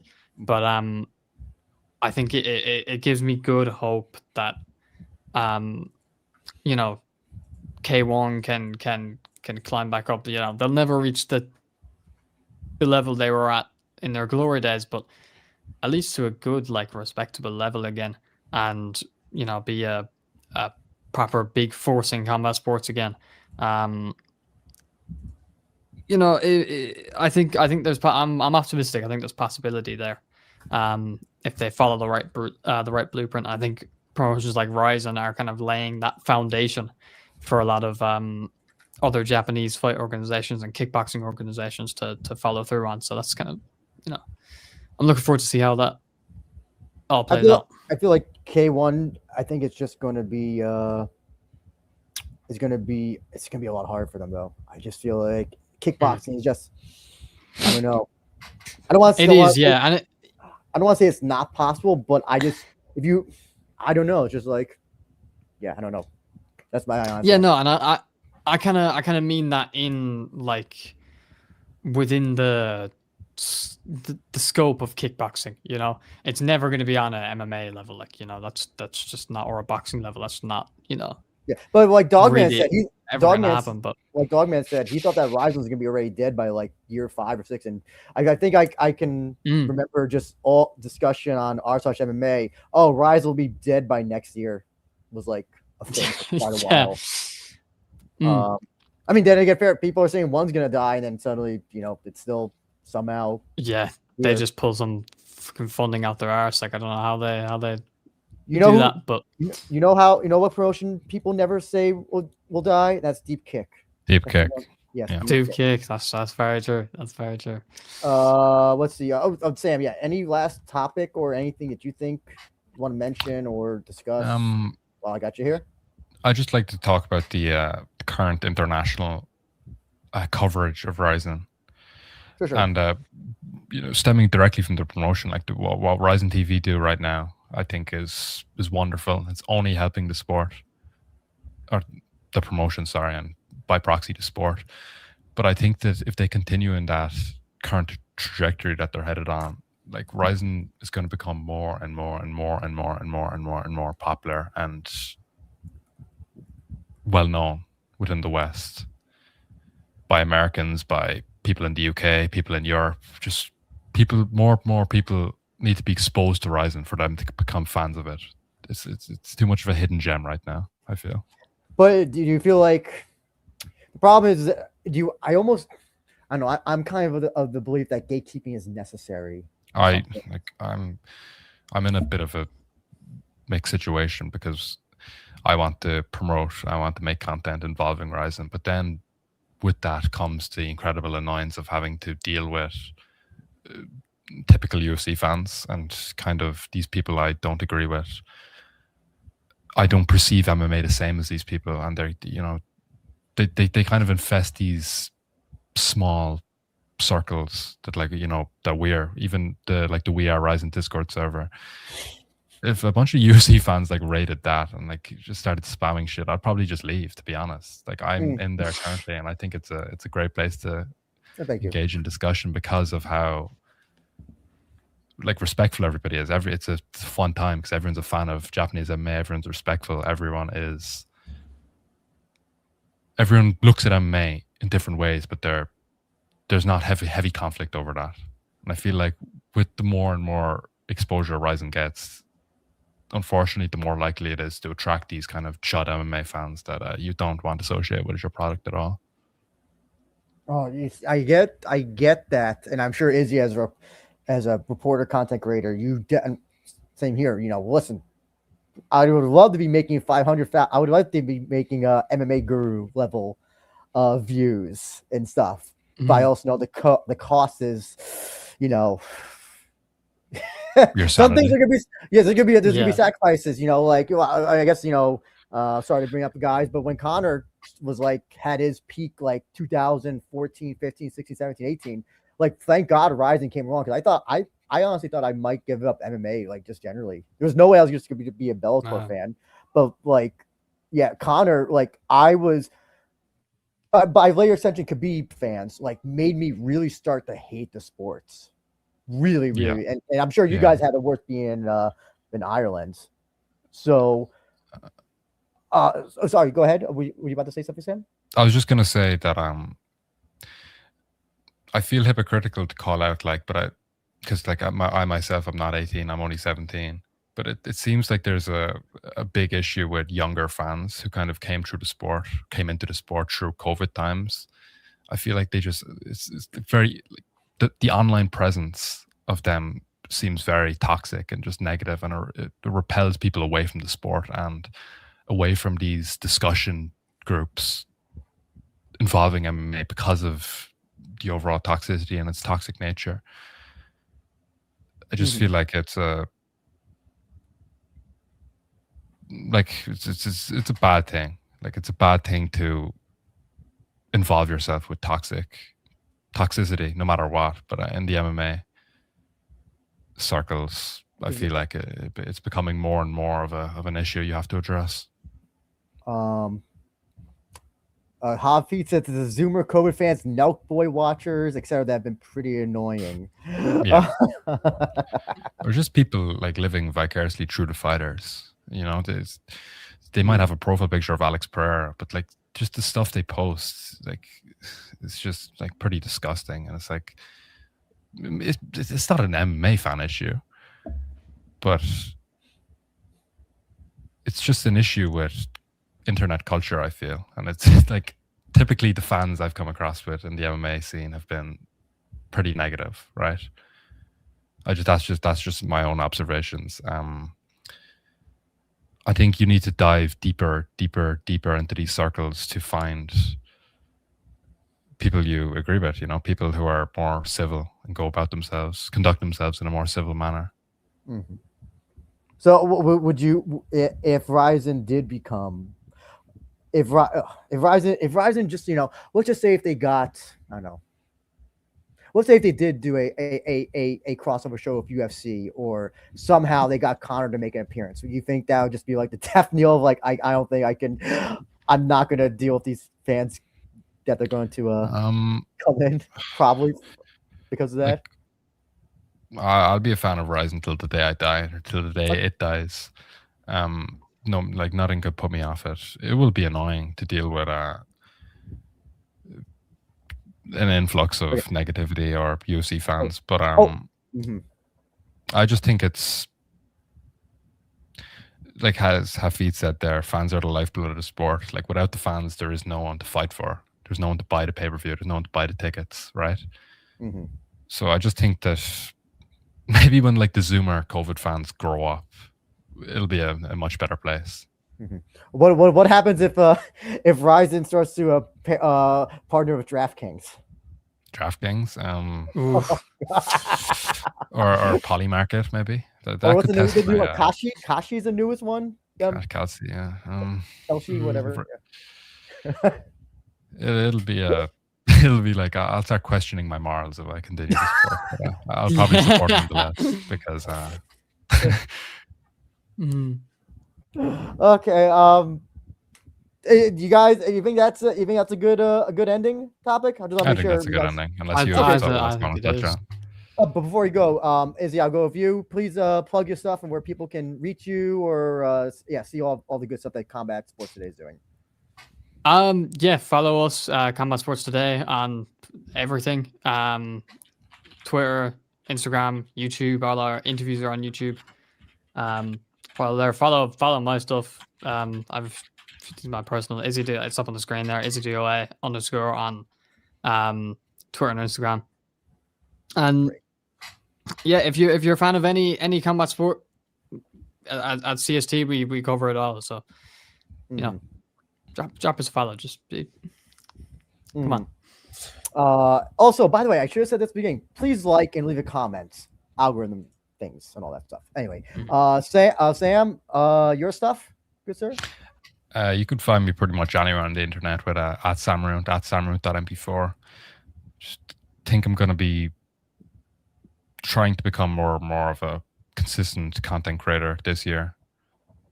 More articles, more edits, more long form videos. So if you're interested in Rizin, please support. Mm-hmm. And again, please like and leave a comment for algorithm purposes. Don't forget. Oops, I just dropped my coffee. Don't forget the Rizin contest. Just message me, DM me your favorite or the fight that you want to see in Rizin 2026, and you'll be entered to win this beautiful T-shirt, no matter where you are. So please enter that. KatsuCon this Saturday, 9 p.m. doing the panel on JMMA history. So please come to that if you can. Join the Rizin. Oh yes, and of course, J Wolf. Join the Rizin FF Discord as well. Enjoy it until the UFC fans start to raid when Conor has his fight with Mikaru. Which hopefully will never happen. Or God shouldn't. Mikaru versus Ren. Yeah, because they took it. That has to happen, surely. Yeah. Anyway, I appreciate everybody who tuned in for the 3 hours during Super Bowl time. And you guys staying late, really appreciate it. And we'll be seeing you for the Rizin 52 preview in a few weeks. I'll have a date on that, and we'll talk soon about that when that happens. Take care, everybody, and have a good night.